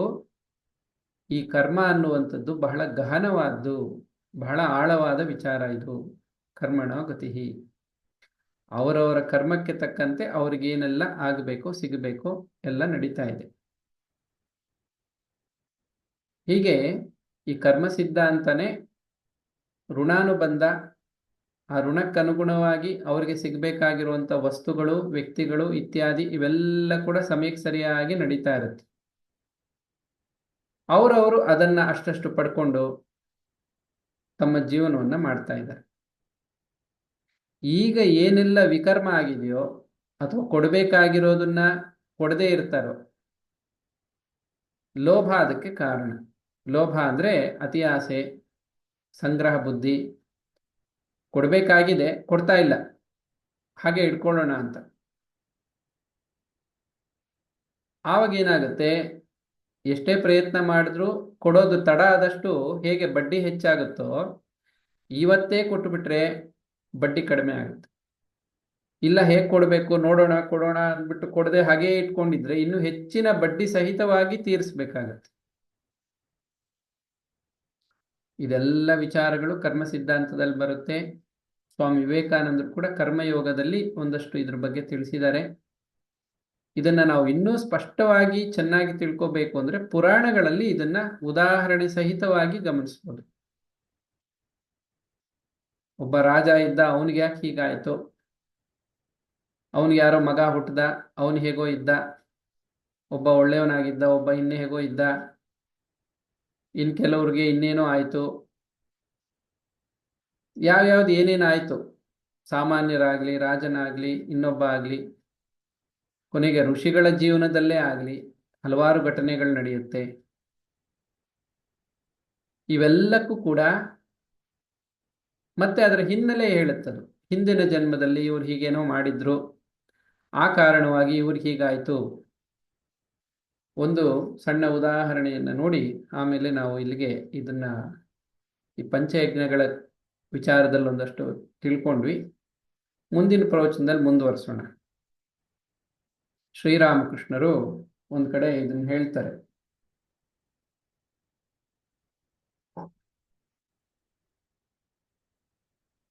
ಒಬ್ಬ ರಾಜ ಇದ್ದ, ಅವನು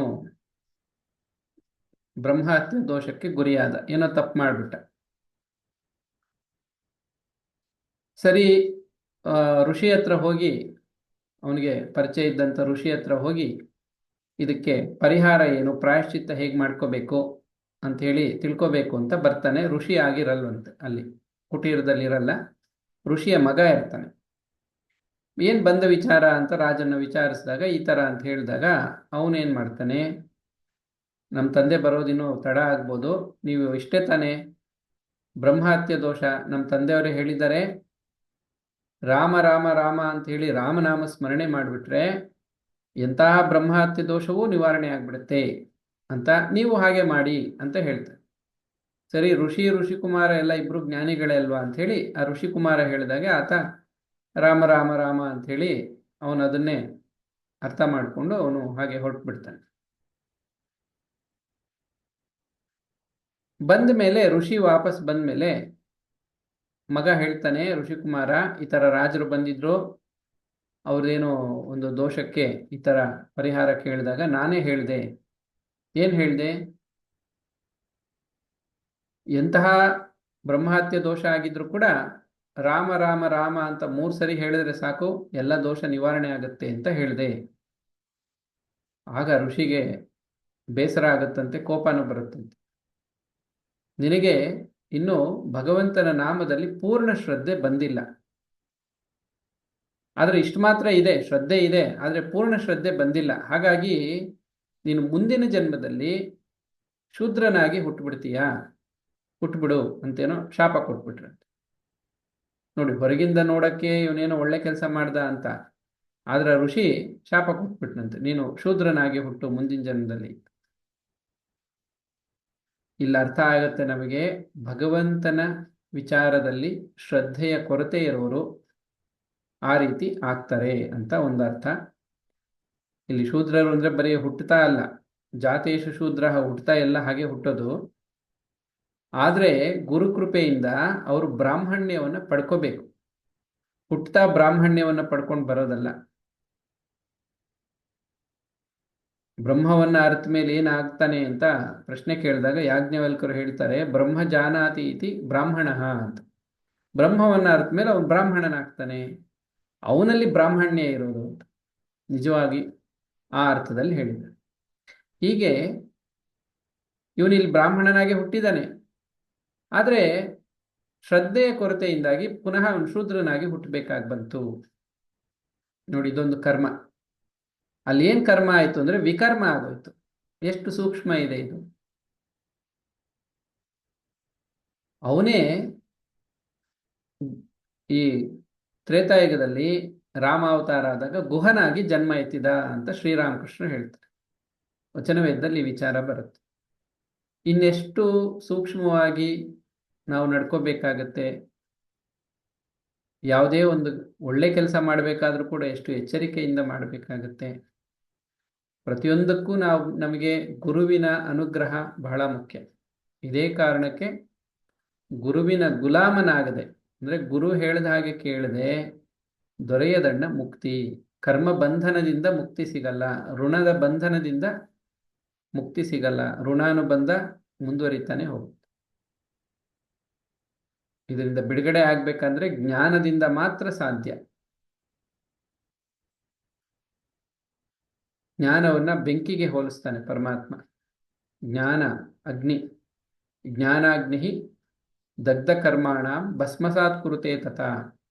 ಎಲ್ಲ ಕರ್ಮ ಫಲವನ್ನೆಲ್ಲವನ್ನು ಭಸ್ಮ ಮಾಡಿಬಿಡುತ್ತೆ ಜ್ಞಾನಾಗ್ನಿ. ಆ ಜ್ಞಾನಾಗ್ನಿಯನ್ನು ನಾವು ಪಡ್ಕೊಳ್ಳೋವರೆಗೂ ಈ ಕರ್ಮದ ಫಲ, ಋಣದ ಬಂಧನ ಇವೆಲ್ಲ ಕೂಡ ಜನ್ಮ ಜನ್ಮಾಂತರಕ್ಕೂ ಮುಂದುವರಿಯುತ್ತೆ. ಎಂತಹ ಜ್ಞಾನ ಅದು ಅಂದಾಗ ಶಾಸ್ತ್ರ ಹೇಳುತ್ತೆ ಆತ್ಮಜ್ಞಾನ ಅಥವಾ ಬ್ರಹ್ಮಜ್ಞಾನ. ಈ ಆತ್ಮಜ್ಞಾನ ಪಡ್ಕೊಳ್ಳೋವರೆಗೂ ಈ ಕರ್ಮಫಲ, ಋಣಾನುಬಂಧ ಇವೆಲ್ಲ ಮುಂದುವರಿತಾನೆ ಹೋಗುತ್ತೆ. ಸೊ ಇವತ್ತಿನ ಈ ಪ್ರವಚನದಲ್ಲಿ ನಾವು ಸತ್ಸಂಗದಲ್ಲಿ ಇಷ್ಟು ವಿಚಾರ ಗಮನಿಸಿದ್ವಿ.